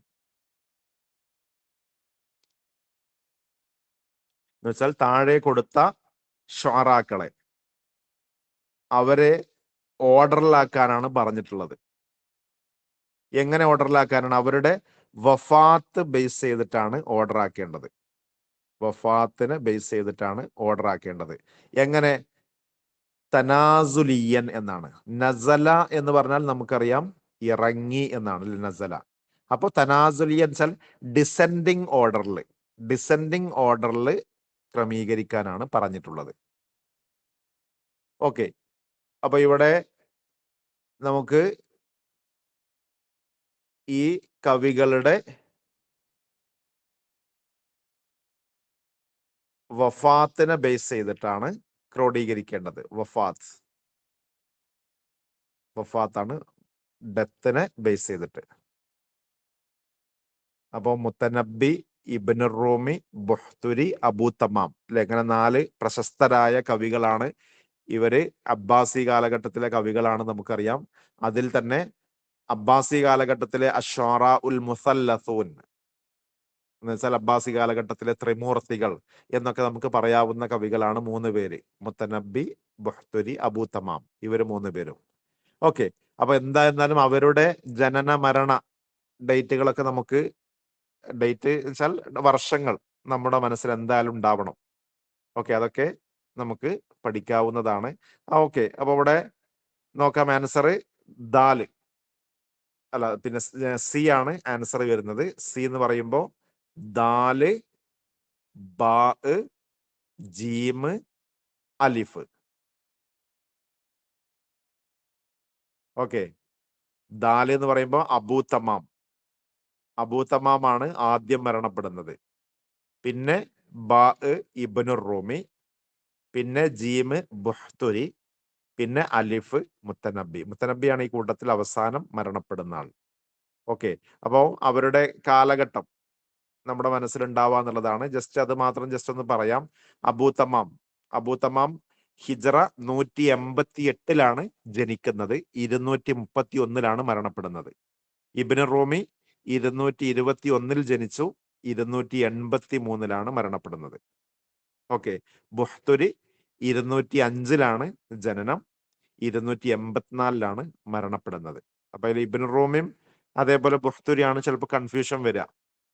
കാരണം ബുഹ്തുരി ജനിച്ച ശേഷം ആണ് ഇബ്നു റൂമി ജനിക്കുന്നത്, പക്ഷെ മരിക്കുന്നത് ഇബ്നു റൂമിയാണ് ആദ്യം. ഓക്കെ. ബുഹ്തുരി തൊട്ടടുത്ത വർഷമാണ് മരിക്കുന്നത്. മുത്തനബി 303 ജനിക്കുന്നത്, 354 മരണപ്പെടുന്നത്. ഓക്കെ. അപ്പോ ഇങ്ങനെ നമുക്ക് ഓരോ ഏരിയയെ കുറിച്ചും കൃത്യമായ ഒരു ധാരണയുണ്ടെങ്കിൽ തന്നെ ആൻസറുകൾ ചെയ്യാൻ സാധിക്കും. ഇനി ഇൻഷാല്ലാ ബാക്കിയുള്ള കുറച്ച് ക്വസ്റ്റ്യൻസ് കൂടെ ഒക്കെ ഉണ്ടാക്കാം, നമുക്ക് ക്ലാസ്സുകളിലൂടെ ഡിസ്കസ് ചെയ്യാം. അപ്പൊ ഏകദേശം നമ്മുടെ ഈ ഒരു നെറ്റുമായി ബന്ധപ്പെട്ട് നമ്മൾ മനസ്സിലാക്കേണ്ട കുറച്ച് കാര്യങ്ങളാണ് ഈ ഒരു ചുരുങ്ങിയ സമയത്ത് ഓർമ്മപ്പെടുത്തിയിട്ടുള്ളത്. ബാക്കിയൊക്കെ നമുക്ക് വരും ക്ലാസ്സുകളിലൂടെ ഡീറ്റെയിൽഡ് ആയിട്ട് മനസ്സിലാക്കാം. ഇൻഷാല്ലാ അടുത്ത സെഷനിൽ ഇതേപോലെ തന്നെ പേപ്പർ 1 ജനറൽ പേപ്പർ എങ്ങനെയാണ് നമ്മൾ പഠിക്കേണ്ടത്, എന്തൊക്കെയാണ് നമുക്ക് ആ ഭാഗങ്ങളിൽ പഠിക്കാനുള്ളത്, അതിന്റെ പ്രിപ്പറേഷൻ സ്ട്രാറ്റജീസ് എങ്ങനെയായിരിക്കും, നമ്മുടെ പഠന രീതി ഏത് രൂപത്തിലായിരിക്കും എന്നൊക്കെ ഉൾപ്പെടുത്തിയിട്ടുള്ള സെഷൻ ആയിരിക്കും വരിക. എല്ലാവരും ഇതേപോലെ തന്നെ ലൈവായി തന്നെ പങ്കെടുക്കുക. ഞാൻ തുടക്കത്തിൽ പറഞ്ഞ പോലെ ഈ ഒരു നിങ്ങളുടെ ആവേശം എക്സാം വരെ നിങ്ങൾ സജീവമാക്കി നിലനിർത്തണമെന്ന് ഓർമ്മപ്പെടുത്താണ്. ഇൻഷാ അല്ലാ നമുക്കൊക്കെ ഇത്തവണ തന്നെ ലക്ഷ്യത്തിലെത്താൻ സാധിക്കും, അങ്ങനെ നിങ്ങൾ കൂടെയുണ്ടെങ്കിൽ. ആ രൂപത്തിൽ അള്ളാഹു സുബ്ഹാനഹു വ തആല നമ്മുടെ ലക്ഷ്യം സാക്ഷാത്കരിക്കാൻ തൗഫീഖ് പ്രദാനം ചെയ്യുമാറാവട്ടെ എന്ന് പ്രാർത്ഥിച്ചുകൊണ്ട് എല്ലാവർക്കും വിജയാശംസകൾ നേർന്ന് ഇന്നത്തെ സെഷൻ ഇവിടെ തൽക്കാലം വൈൻഡപ്പ് ചെയ്യാണ്. ഇത്രയും സമയം ആക്റ്റീവായി തന്നെ പങ്കെടുത്ത നിങ്ങൾക്ക് എല്ലാവർക്കും നന്ദി കൂടി അറിയിക്കുന്നു. ശുക്രൻ അലാ ഹുസ്നി ഇസ്തിമാഇക്കും വലിസ്ഗാഇക്കും വ ഇലാഹുന അത്റുകുക്കും ഫി റായത്തില്ലാ. വസ്സലാമു അലൈക്കും വറഹ്മത്തുള്ളാഹി വബറകാതുഹു.